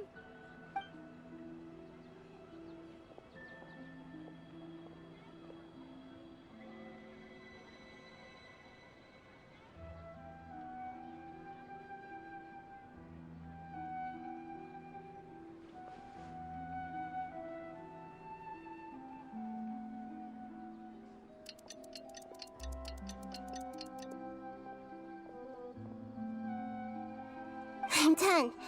Here you go. What? Isn't this just an Akasha terminal? I made some little changes.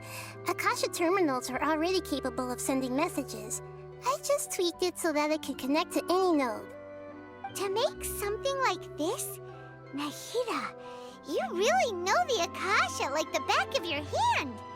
Anyway, we can use this now to record a message, right? Yep. I'll help you save the messages. It should be pretty easy to use. I just can't guarantee the user's status and signal coverage when they're outside the city. We'll never know until we try. At least we're taking the initiative now. Let's go then. Let's expose those sages. All right. Paimon isn't as worried about being separated since it happened once yesterday. But Paimon still isn't happy about it. Okay, see you tomorrow, Traveler.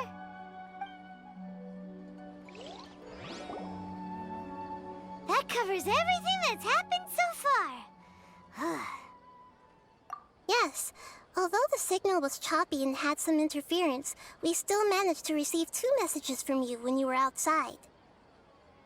Okay, now that you understand what's going on, let's hear the messages together.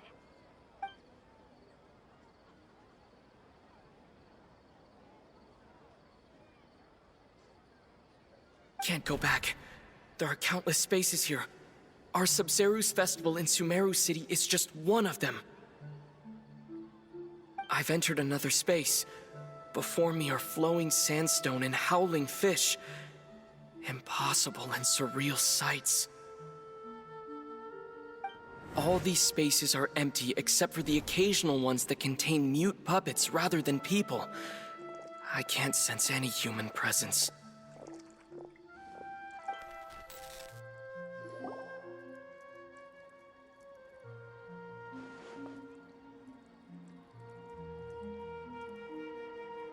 That's one heck of an info dump. It sounds like you left the Sumeru city space when you set foot outside of the walls. But everything looked completely normal when Paimon was looking out from the inside. That's unbelievable.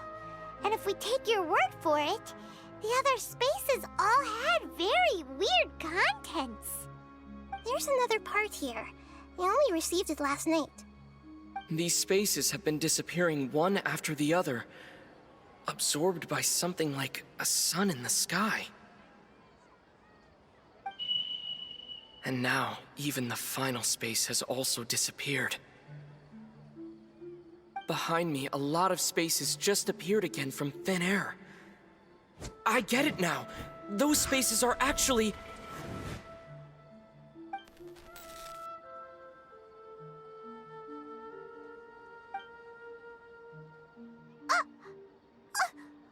Why did the message end right there? What did the traveler want to say? What are those spaces?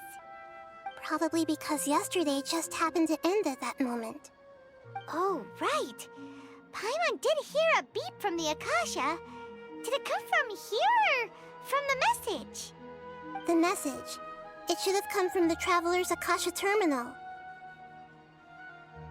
After the beep, Traveler said even the final space has also disappeared. Traveler, what do you think that final space could have been? All the bizarre spaces I saw outside the city had one thing in common: a lack of human presence. My impression is that each day in this samsara only ends at the sound of that beep from the Akasha.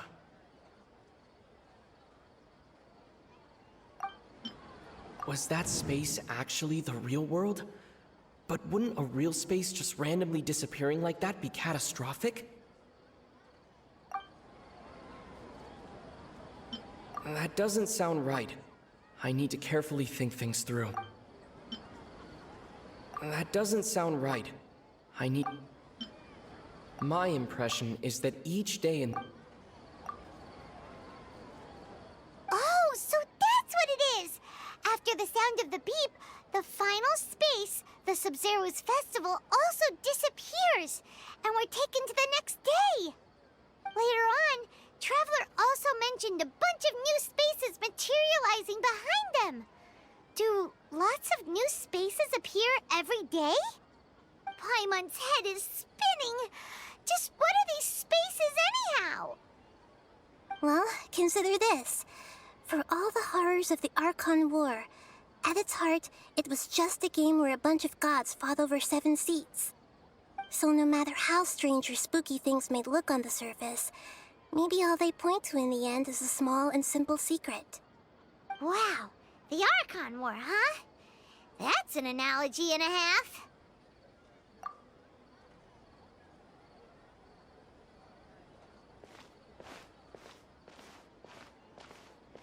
Hey, where are you going?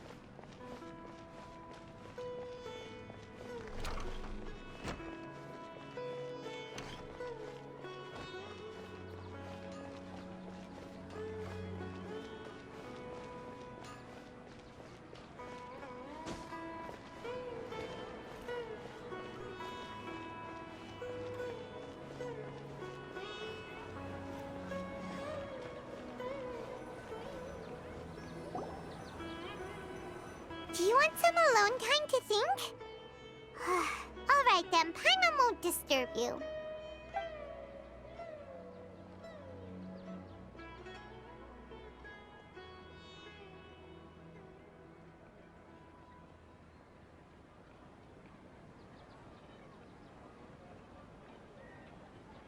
The dance of Sub-Zeros is about to begin.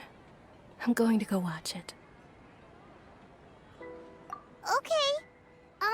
Why don't you go ahead, Dunyarzad?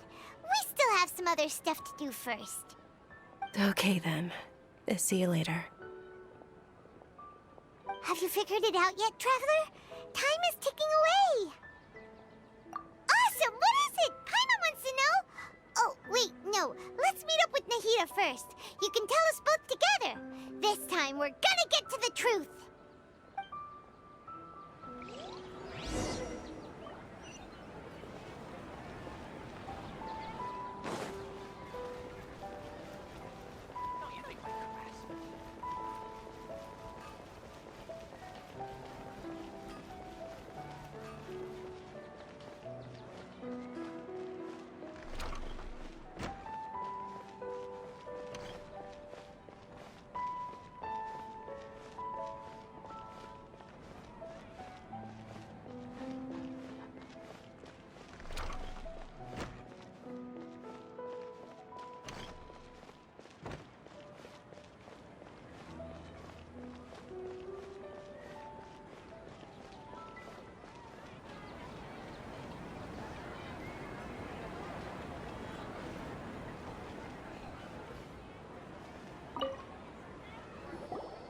You're back!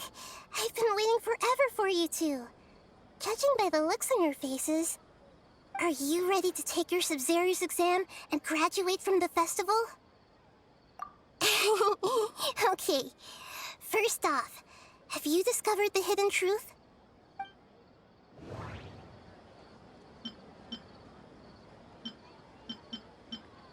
Okay, Nahida said the Akasha relies on the power of a gnosis to operate, as it is the manifestation of the God of Wisdom's power.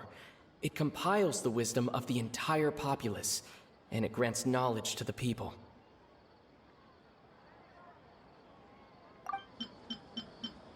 The moon, illusions, and lies. What? People in Sumeru don't dream. What a strange phenomenon. All the bizarre spaces I saw outside the city had one thing in common: a lack of human presence.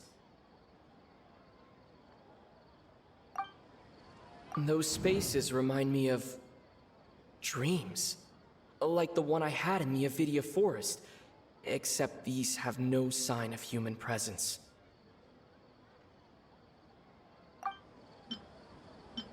We've already experienced the Sub-Zero's festival many times.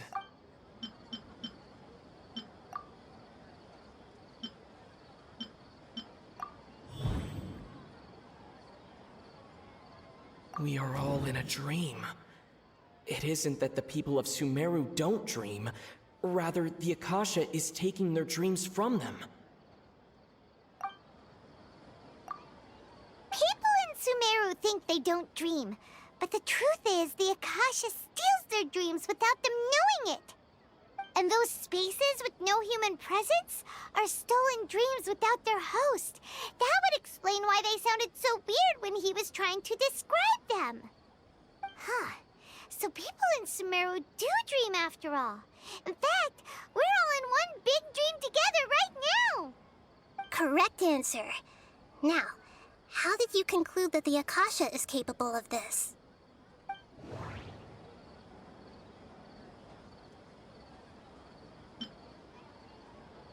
It is the manifestation of the God of Wisdom's power. The Akasha relies on the power of a gnosis to operate. It compiles the wisdom of the entire populace. And it grants knowledge to the people.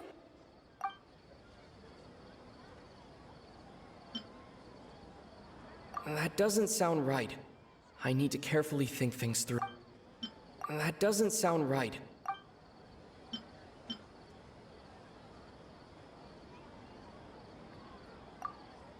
Oh, okay. Those dream-controlling creatures in the forest also get their power from the Dendro Archon, right? That would explain why the Akasha has the ability to control people's dreams, too. But is stealing everyone's dreams really how the Akasha compiles their wisdom? Isn't there anything more to it than that? Dreams are fantastical, complex, and full of imagination. People's brains are the most active when they're dreaming. In other words, dreams are rich bundles of human wisdom. So, in other words, the complete opposite of how Hypatia understood it. Paimon remembers her saying that the sages think dreams are foolish delusions, and the fact that no one dreams is a blessing from Greater Lord Rukkhadevata. So it was all a dirty trick? The real story is that the sages from the Academia are using the Akasha to steal people's dreams for their own use, huh? Oh? By the sounds of it, you understand the current situation pretty well. So then, what about the samsara? The beep is a prompt tone for Akasha operations. We still hear it every night, even though we removed our Akasha terminals. Those spaces kept disappearing before my eyes. But as soon as that beep sounded, many more spaces materialized. Those dreamscapes kept vanishing, but as soon as that beep sounded, more new spaces appeared.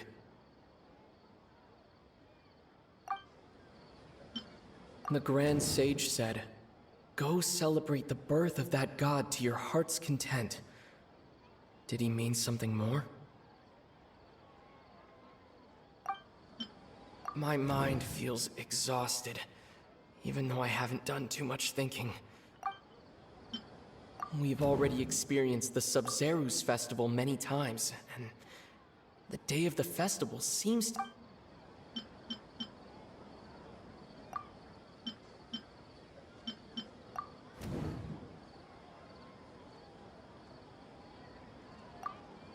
Correct.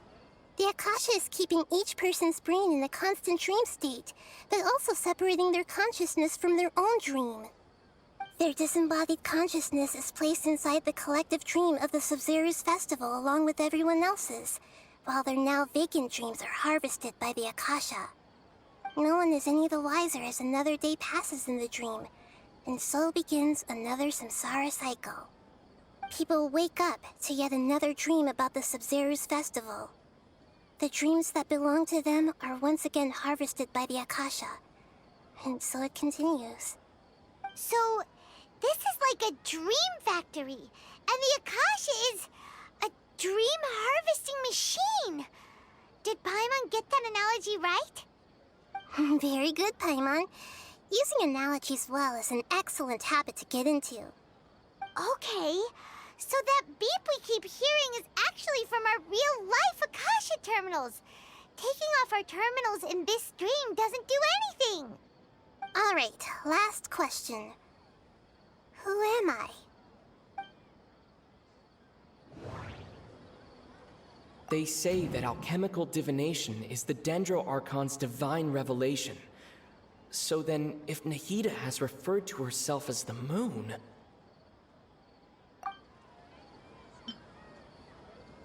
Now that I think about it, wasn't illusions a hint that we're all dreaming? Now that I think about it, wasn't illusions hinting at the sage's deception of Sumeru's people? So you noticed. I thought that one would be the hardest question. That's why I put it last. That wasn't hard at all. Even Paimon guessed that. Everything about you is different. We just didn't want to expose you is all. Now that you mention it, Nahida, you've been hinting to us since the very beginning. It's funny, thinking back to when we were asking all over the place for info about Lesser Lord Kusanali. Paimon didn't expect to meet you like this. Yes, those can wait until we're back in real life. On the other hand, I'd be happy to answer any more questions you have about here and now. You asked me this question before. My answer was, it would literally blow your minds. Now that you know this is all a dream, This answer should hopefully make more sense. Have you heard the saying, "Don't wake a sleepwalker"? Likewise, if someone suddenly had told you all this instead of you learning it on your own, your notion of reality and dream would be thrown into irreversible confusion. I couldn't expose you to that kind of risk. That's why I could only give you very subtle hints and some suggestions. Long story short, I'm really sorry I had to keep you guessing. Firstly, this dream we're in is completely based on reality. People have already experienced this Sumeru's festival, so it would be very difficult for them to find anything that strikes them as surreal. Secondly, you're probably wondering why people don't have any memories from earlier samsara, right? That's because people don't remember their dreams most of the time anyway. And in any case, their actual dreams are being taken away from them by the Akasha. So whenever they wake up in this dream of the Sumeru's festival, they don't remember anything from their previous identical dream. That reminds Paimon. Traveler had a dream when we were in the Avidia forest, but couldn't see what it was about after waking up. Is that an example of what you mean? Yes. Only after receiving the blessing of dendro can a person gain the dendro element's dream-enhancing power. That explains the feelings of deja vu. Meanwhile, everyone else has no idea that they are in the Sumeru's festival samsara, while their dreams are stolen from them over and over again. Can humans really keep dreaming forever like this? Will it ever end? And if so, when? You might say your mental fatigue has already answered this question. Eventually, there's only so much that people can tolerate. Especially those whose health is compromised to begin with, like Dunyarzad. This relentless exploitation takes an even harder toll on them. People's lives are at stake here, and nobody knows a thing! We've got to put a stop to this!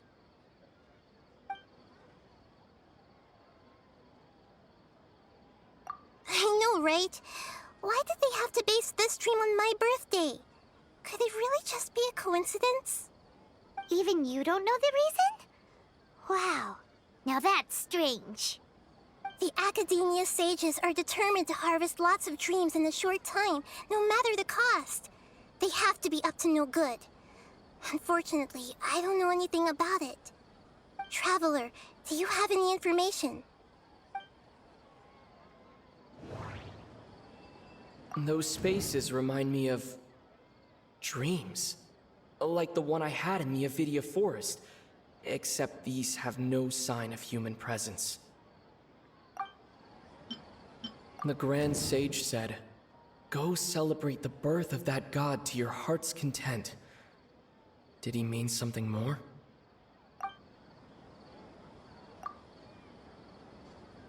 Celebrate the birth of that god? Could it mean...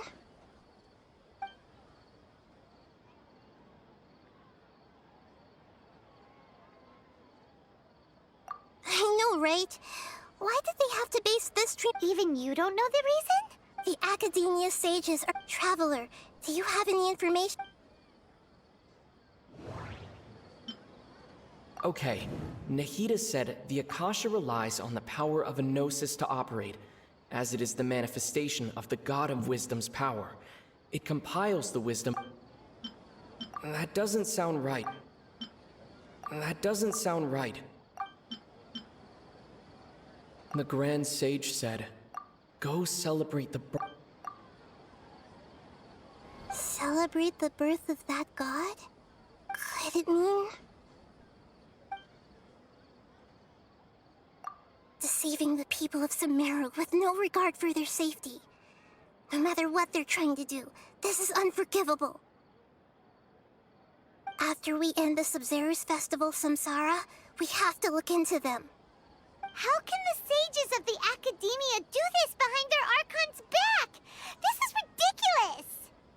In the end, I'm just the moon. The real sun is long gone. A sun and a moon? Nahida's talking in riddles again.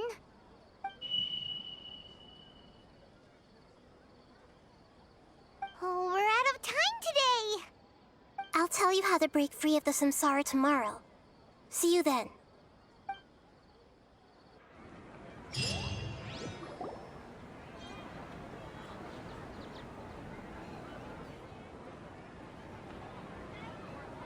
Good morning, Nahida. Wait. Now that Paimon remembers everything, should we instead say good morning, Lesser Lord Kusanali? Hey! What's wrong, Nahida? You don't look too good. I'm afraid that what you're thinking right now is correct. Did Dunyarzad already disappear? No way! Are we too late? The real Dunyarzad's consciousness has indeed disappeared. It can no longer endure the constant dream harvesting. Paimon can't believe it. Wait, so what about that other Dunyarzad? Just what is she? Is she also going to disappear? She's actually something like a puppet, but not completely. The real Dunyarzad's consciousness could no longer keep playing her role in this dream. So another Dunyarzad appeared to replace her in the dream. Just like the grass and the trees, that Dunyarzad is just a building block of the dream that helps to keep it going. But personality-wise, she's nothing like the real Dunyarzad. Puppets are stiff, and can't copy a living person's vitality. After all, they're just there as filler. You know, speaking of which, the old Dunyarzad might not have been too different from a puppet. Dunyarzad truly believed that she met you within her consciousness, and it was you who inspired her. So you do remember her after all. Yes. Back then, her family was overly protective of her. No one cared about her personality or thoughts. It was as if she only lived to stall her Elazar. I just gave her a little wisdom so she could look at life in a new way. So that she could be her own person. But even so, she's still... far from it. I'm still a long way off from being a real Archon. I couldn't even save her. If I were a competent Archon, I wouldn't have let my most faithful follower die at the Sub-Zero's festival with so many regrets. Please don't beat yourself up over it, Nahida. It's the Sage's fault, and theirs alone. I'm not beating myself up. All I did was to rationally observe the distance between myself and a real Archon. Don't be like that, Nahida. Even real Archons are still allowed to be sad.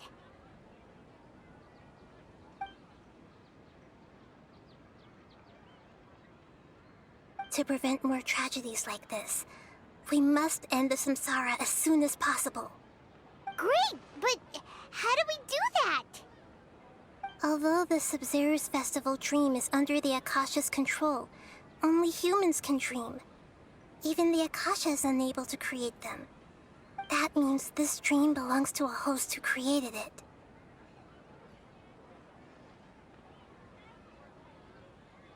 Huh? So, how should we find that person? Well, if this is someone's dream, then everything here must come from deep within their consciousness. Which means, with the power of imagination, they can change anything in this dream. Imagination? What do you mean by that? Imagination means breaking through what you perceive as normal. Like when a server at a tavern brings a plate to you, you'd naturally assume that food is on it.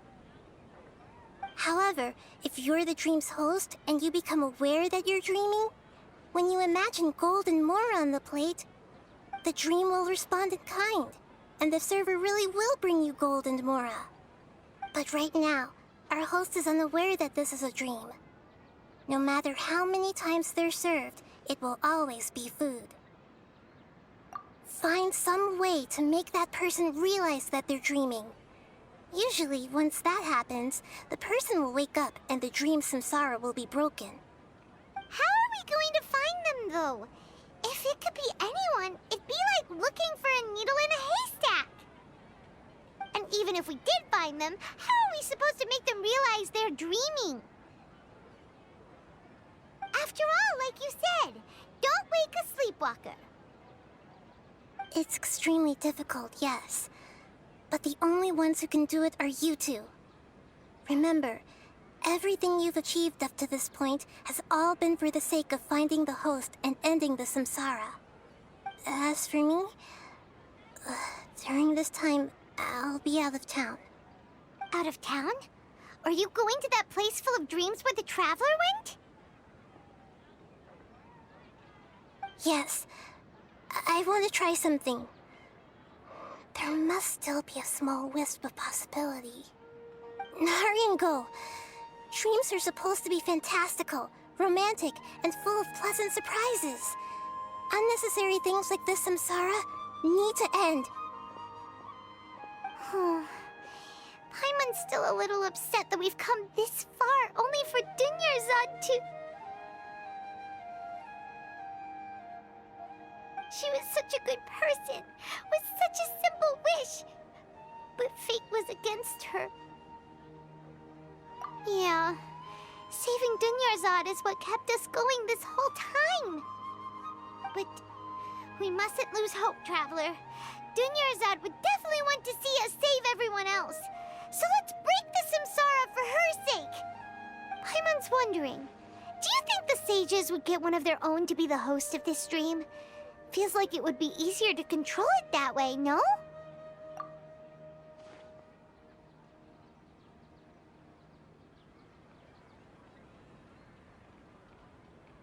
Huh. That's true. Plus, the sages probably weren't counting on there being other factors beyond their control, like Nahida and us. So, who do you think the host of the dream is? Oh, that would make sense. Ferris, the Knight of Flowers, is a symbol of the whole Sub-Zeru's festival, right? Pretty core character. Let's go ask him some questions, shall we?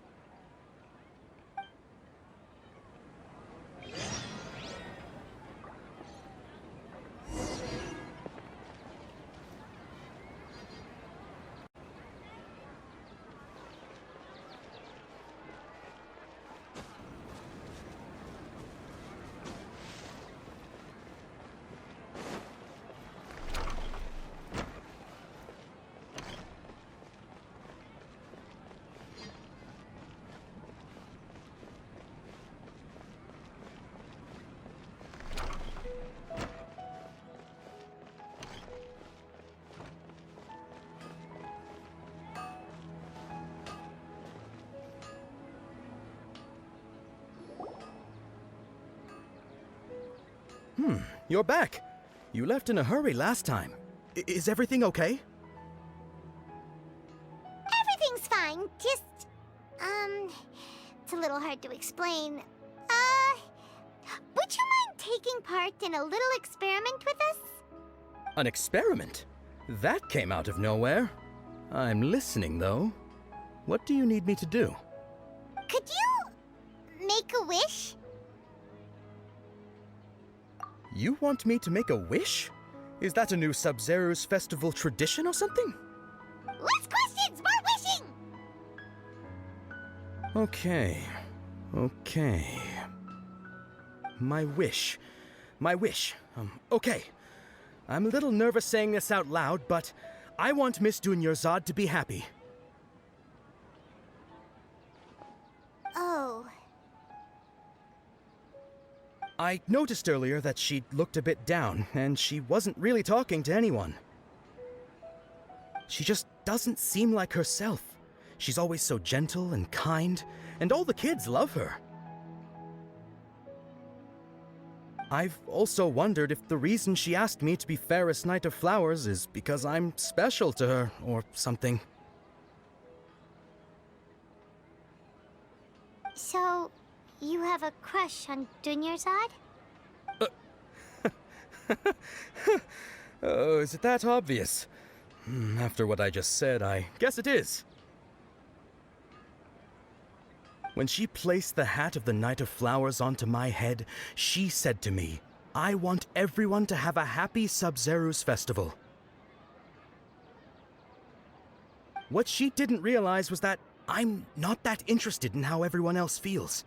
In that moment, I just wanted to be her Knight of Flowers for the rest of my life. 50 years, 100 years, I'll serve her till the end of time. Okay, yeah, that was a bit much. Felt like the right moment to get it off my chest, but that was pretty embarrassing. Okay, I'm ready to make my wish. I would like Miss Dunyarzad to appear in front of me right now with a smile on her face. Here goes. Please come true. I'm gonna open my eyes. Oh, you're... What? Faki? Sorry, but only one portion of Yalda candies per person. Back home you go. Nice try, you two. Anyway, never mind. I don't need to see her appear right in front of me. As long as she's happy. Guess he isn't the host of this dream after all. Should have expected it wouldn't be this easy.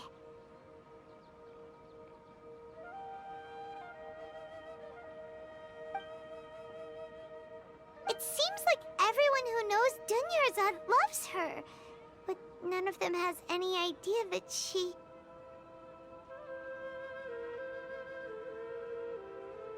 My lady, step back. That sounds like Dia! Oh, right. This is when Dunyarzad bumps into the kidnappers. Huh? But Dia can handle them. Hey, Traveler!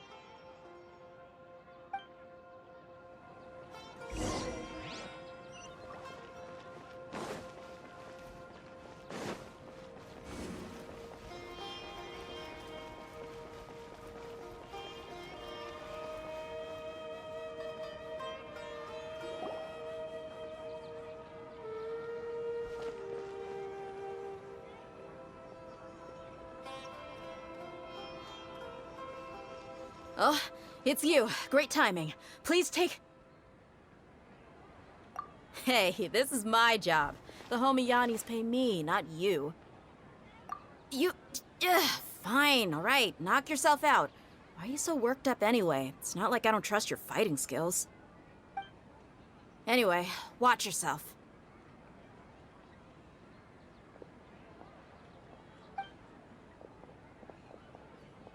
So you got yourself some backup.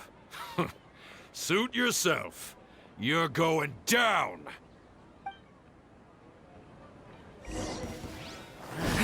Scatter! Germinate! Hold the line!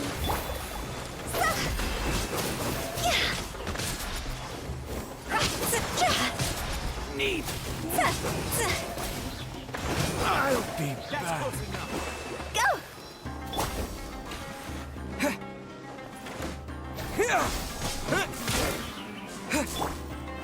Whirling snow! Sakura swirl! I'll be back.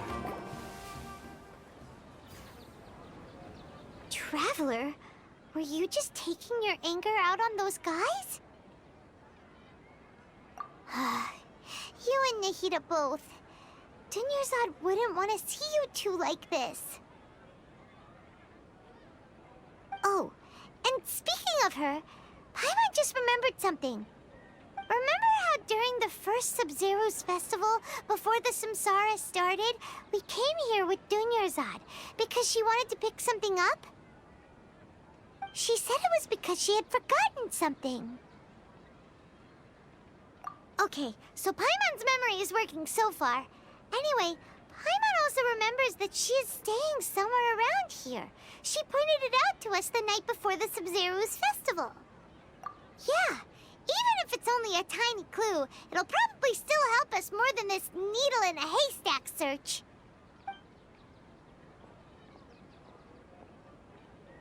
This is the place. It's It's rude to enter other people's spaces without permission, but desperate times call for desperate measures!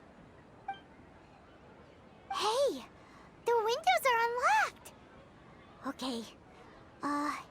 Paimon's gonna take a peek inside.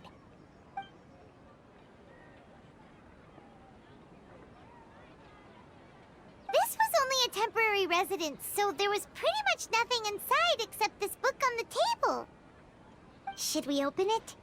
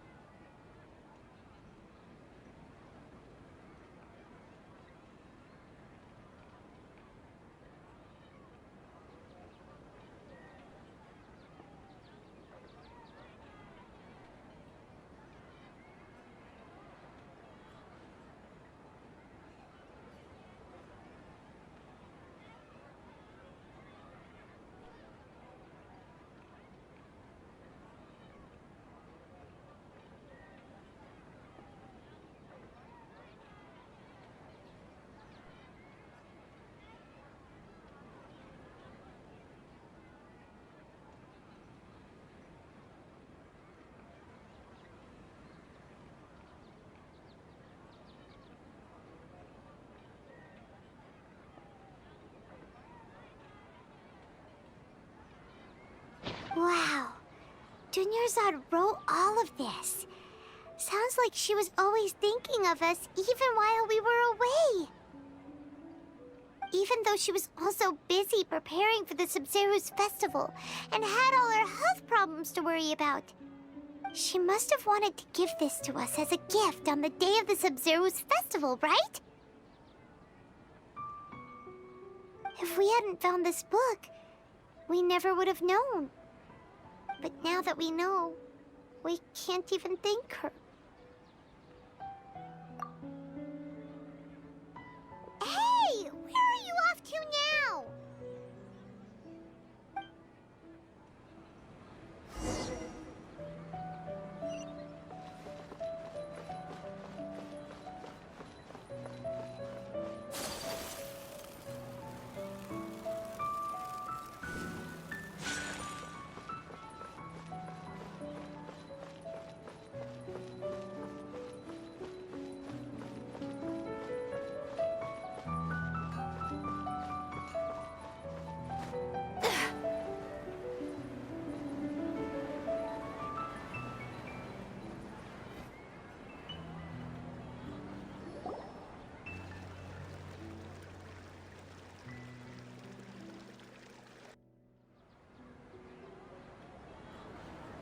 It's Dunyarzad's puppet.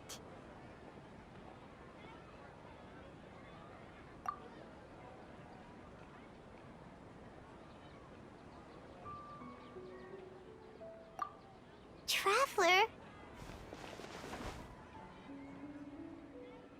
You must be exhausted. Come to think of it, we've been stuck in this place for a really, really long time. Heck, even the last time we were chatting happily with Dunyarzad feels like an eternity ago.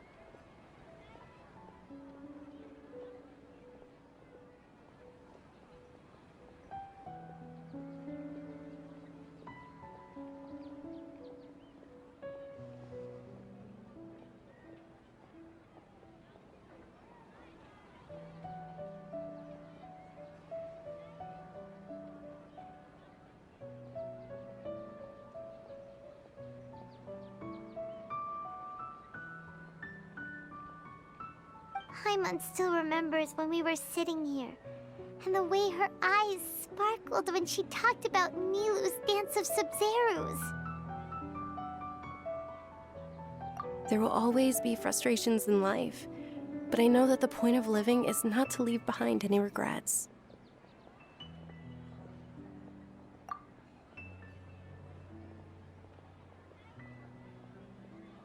That was what the real Dunyarzad said, wasn't it? Does that mean... Yes, Traveler. What is it?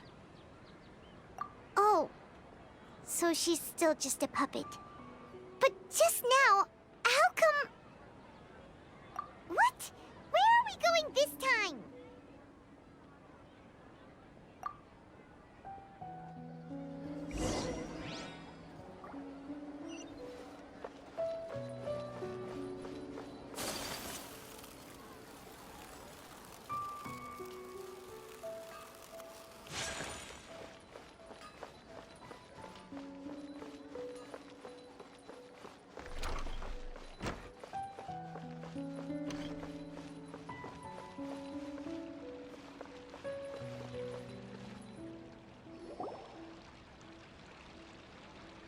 If you continue to resist, we will have to order an investigation into every single event organizer. The Grand Sage has already granted you much leniency. I advise that you exercise tact. How did things turn out like this?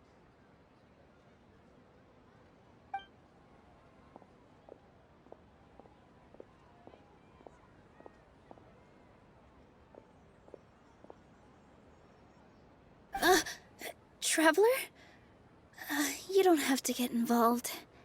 He's a sage from the academia. I don't want to drag you into this. Traveler? Traveler? What the heck are you doing? If you get arrested by the academia, that's another day gone to waste!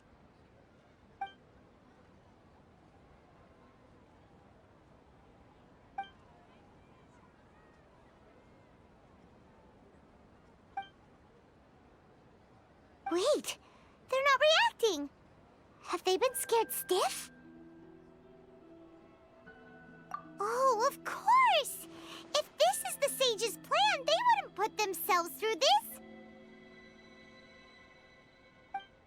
So they're just substitutes. What is this? What happened to the Grand Sage and his entourage?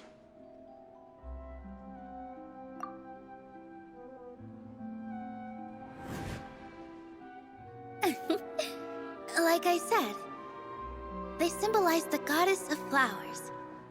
It's just a shame that all the real Padisaras went extinct after her death.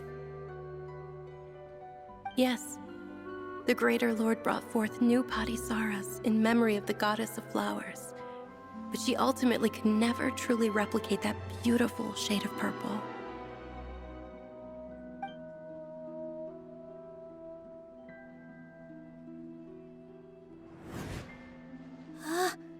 That beautiful shade of purple. Aren't these flowers real Padisaras? Just like the ones from the legend? I didn't even notice. Dunyarzad, did you find these? But didn't you just say all the real flowers went extinct after the goddess of flowers passed away? So, how? Yeah. What's going on here? Huh? You guys are acting weird. But okay, I'll try.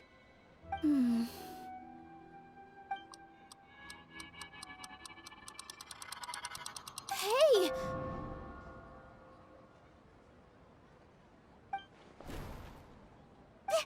They disappeared! So Nilu's the host! What a surprise!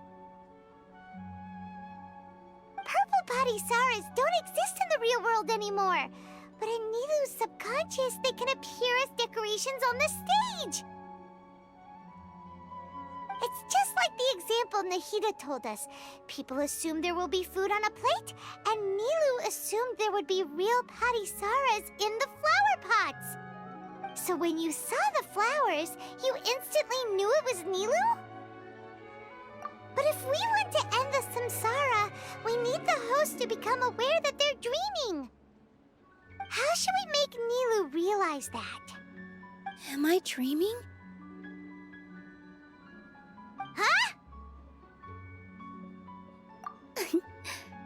So I'm right. Is this Lesser Lord Kusanali responding to our celebration of the Sabzeruz festival? Wrong dumb guess, but you aren't completely wrong either. The point is, what made you think this is a dream? As far as you know, people in Sumeru don't dream, right? Yeah, but have you heard the tale of the first sage? To prevent a calamity, he went on a journey to find the dendro archon. Ooh, sounds familiar. Dunyarzad told us a story like that when we first arrived in Sumeru City. So it was about the first sage, huh? Yep, but in the part you heard, he hadn't become the first sage yet. There's more to the story. His piety and wisdom were acknowledged by the dendro archon, and she finally gave her blessing to him. All kinds of spectacular scenes appeared in front of the first sage, as if all the knowledge in the world was being painted onto a canvas right before him. He was captivated. After who knows how long, he mastered all the knowledge he could comprehend. Afterward, he said to the dendro archon, "I miss my parents, my wife, and my children. I've been away from home for far too long. They must be worried." The dendro archon smiled. The next second, the sage found himself lying in his bed, as if he had just woken up from a dream. His wife, lying next to him, said, "You're off to search for the dendro archon today, aren't you? Have a safe journey, my love."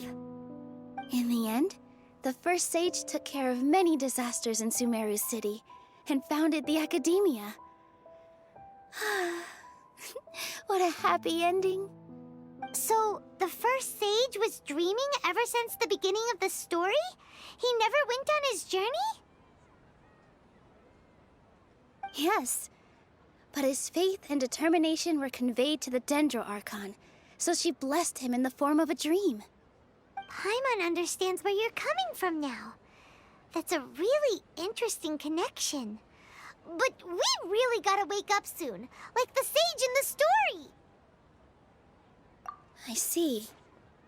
Well, it just so happens that today's Sub-Zero's festival is almost over too.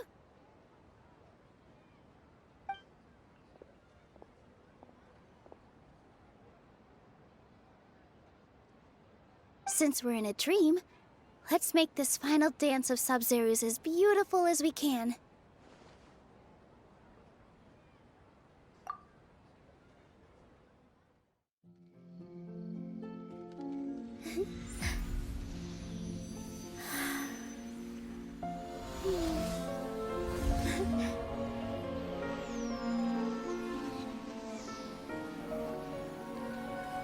The wait is over, everyone.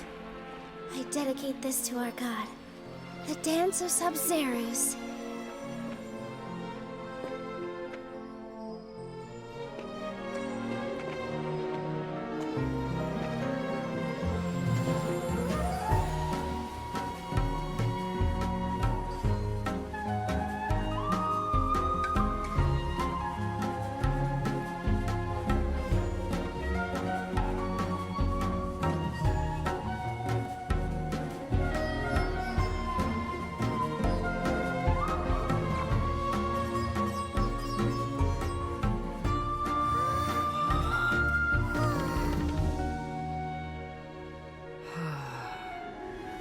I'd be lying if I said I had no regrets.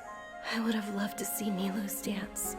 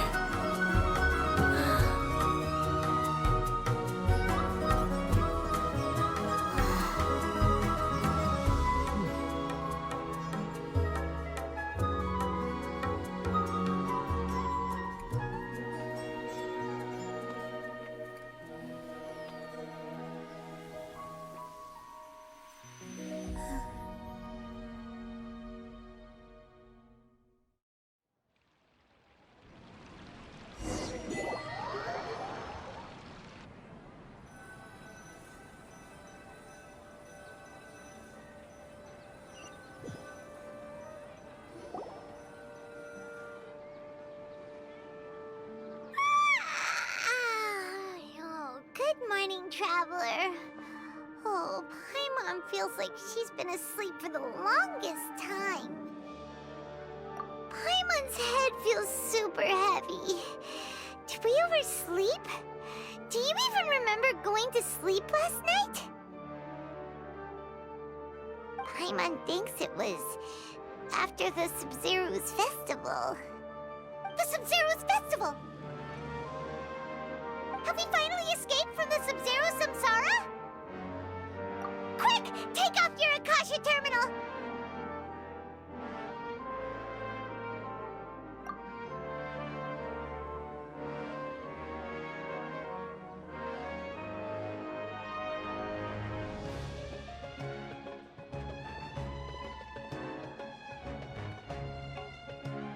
She's not in her room. What happened? Huh? What usual spot?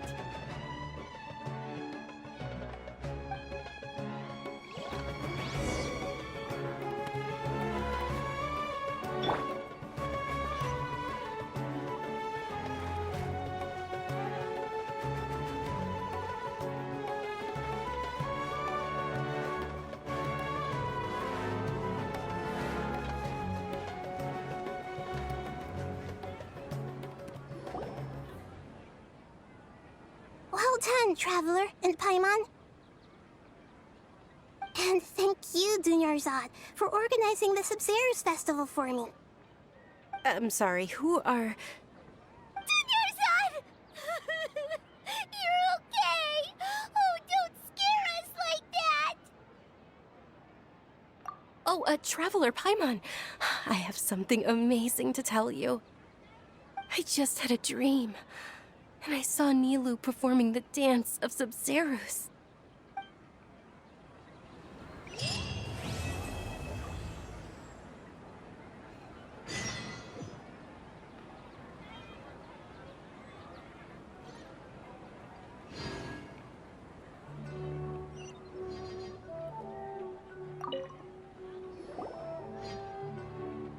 You're actually Nahida, aren't you?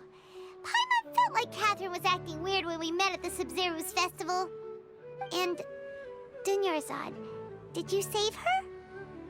It's a really long story. We shouldn't disturb her.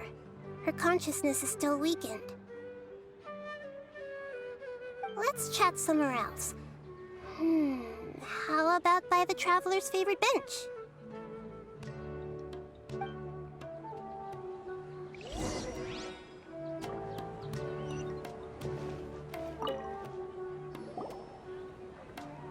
What's going on? Why are you two so excited to see me?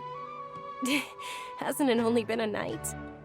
It's actually been much longer than that. Oh? Strange. Was I really asleep that long? No wonder I have such a headache.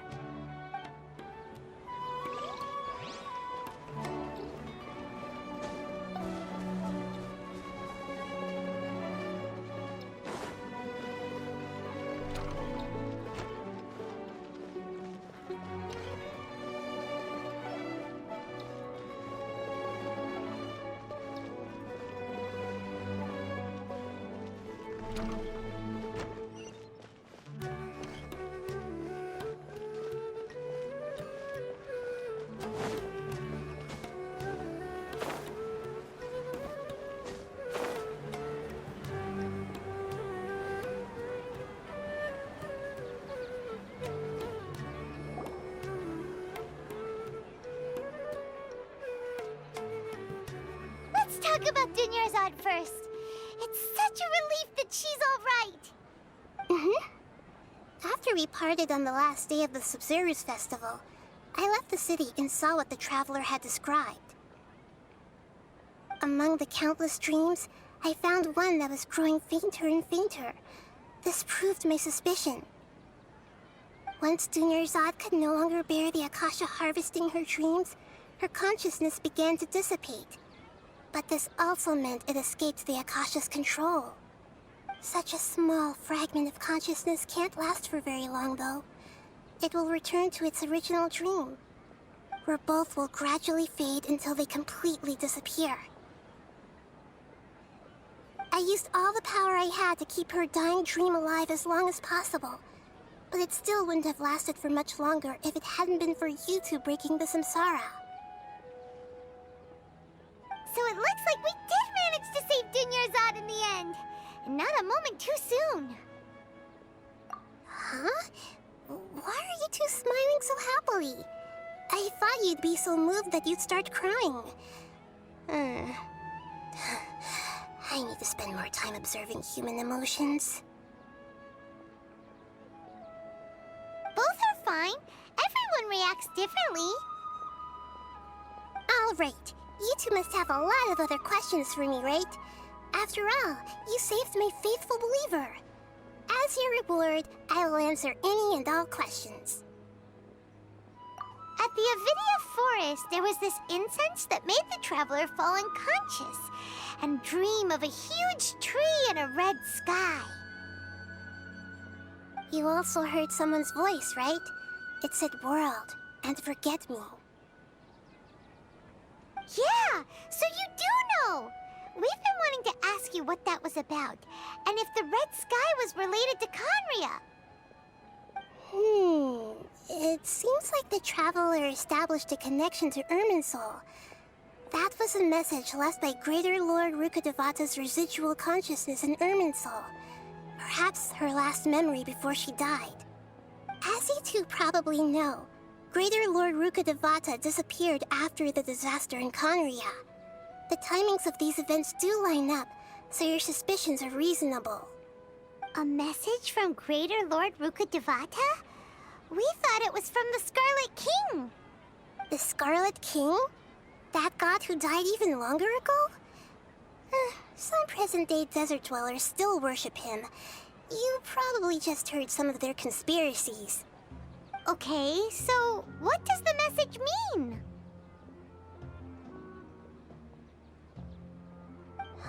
I still haven't managed to decipher it. Even the Akasha isn't currently capable of doing that. Greater Lord Rukkhadevata's residual consciousness in Irminsul seems to be contaminated with something that has a very dangerous aura to it. Many devoted scholars go mad as soon as they connect their consciousness. I've warned the Academia about this many times, but people still keep falling victim to it. But I believe this is the key to saving Irminsul. That's why I've kept trying to decipher it. So the tree in the vision was Irminsul? Oh, Tainari also said that Irminsul is sick! Is it because of the contaminated consciousness? But even if you can't figure out what that vision was all about, it seems like our search for you was all in vain. The Traveler wasn't affected after coming in contact with that consciousness. I've never seen anyone like that. With you here, we may have a chance at deciphering it. No, we must decipher its secrets. I've already eliminated all other factors that might affect Irminsul. This is the only one left. This puzzle has life and death at stake. It could determine Irminsul's fate, as well as Tevat's. To be accurate, I'm using the Akasha as a medium to occupy Catherine's consciousness. How did you do that? Poor Catherine. Does this mean you can also occupy other people's consciousnesses? Theoretically, I can enter anyone's mind as long as they're wearing their Akasha terminal. The Akasha is the legacy of Greater Lord Rukkhadevata. As Lesser Lord Kusanali and the first Akasha terminal, my consciousness has always been linked to the Akasha.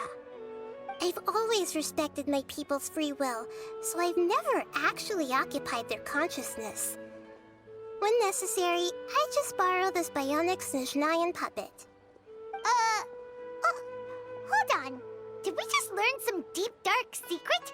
So Catherine is... No wonder Paimon felt something was off about her. What about your own body? Why do you need to borrow other people's? Don't you live in the sanctuary of Surasthana? That story begins a long time ago. After Greater Lord Rukkhadevata disappeared, the sages found my newly born self and took me back to Sumeru. At that time, I was young and weak. The sages kept me in the sanctuary of Suristhana, ostensibly for the sake of protecting me. But I've hardly heard from them since. However, I do understand that they had hoped to find Greater Lord Rukkhadevata instead of me, a symbol of her passing. So, the sages basically put their new Archon under house arrest? How dare they! Why don't you teach them a lesson, Nahida? In some ways, they aren't wrong. Greater Lord Rukkhadevata was omniscient and omnipotent. Even after her death, the Akasha is still empowering this nation. And I'm still really far away from being able to call myself the God of Wisdom. Moreover, the Academia is also more proficient at governing this country. My existence has little meaning. Yeah, you got a lot of believers. Just look at the Sub-Zero's festival. Everyone who showed up truly loves you. Thank you for the kind words. But I honestly don't need physical freedom as long as I can connect my consciousness to the Akasha. Trying to find a way to save Irminsul is my life's mission and top priority. I will work on that, and try to live up to being a deity in the meantime. Every once in a while, I will also take up the duties of the God of Wisdom and enlighten a lost soul here and there. Doing all that should be enough. There's never been any big problems with the Academia's governance of Sumeru. This is the first time I've seen them step out of line. I wonder what caused them to go down this path, and what they hope to achieve. Even though the city's residents haven't noticed anything strange, if the Traveler hadn't broken the Sub-Zero's samsara, the situation could have become dire. I tried to do some investigating in the Akasha, but I couldn't find anything suspicious. And all the people of interest seem to purposely avoid wearing their Akasha terminals. I think they're deliberately trying to hide something. Oh, that reminds Paimon. In Gandharvaville, there was a sage who had invited Tainari to join some kind of project. Could it be related? Regardless, I need to first investigate the sage's motives, make things right, and punish them if needed. But I'll have to be discreet, or they'll see me coming. You mean how the Akasha stops you from having dreams? Yeah, it's been such a long time. No one's noticed something's up? It's not that no one noticed. It's more like no one cared. Ultimately, it's all rooted in the sage's misdirection. Misdirection? The sages convinced everyone to believe that being unable to dream is a sign of rationality and wisdom. Not dreaming is a badge of honor in Sumeru. Even if the truth is that their dreams are being reaped by the Akasha. With their propaganda in place, the sages can maximize their use of the Akasha to facilitate their research. Besides, Greater Lord Rukkhadevata must have created the Akasha in the hopes that it could be used to its full potential. That's why I've never come out strongly against this. Anyway, the perspective advocated by the sages drowned out any voices of doubt. By now, even those who never use Akasha terminals find it too shameful and embarrassing to talk about their dreams. Got it! I hope my answers were satisfactory, seekers of knowledge. To be honest, maintaining Dunyarzad's fading dream took a lot of mental energy. I think I may need to rest for a while. Oh, and you don't need to worry too much about the sage's activities for now. The Akasha won't be able to conduct another project on the scale of the Sub-Zero's samsara in the immediate future. Go and get some sleep. Leave everything to us. What a relief. This is truly the most exhausting birthday I've ever had. Traveler? Paimon? Why am I here? Do either of you know? Maybe you were sleepwalking. You know you can't wake up a sleepwalker. We happened to walk by, so we thought we'd wait for you to wake up. I see. Huh. I should visit my maintenance personnel sometime. Oh, I'm fine. I better go. Thank you.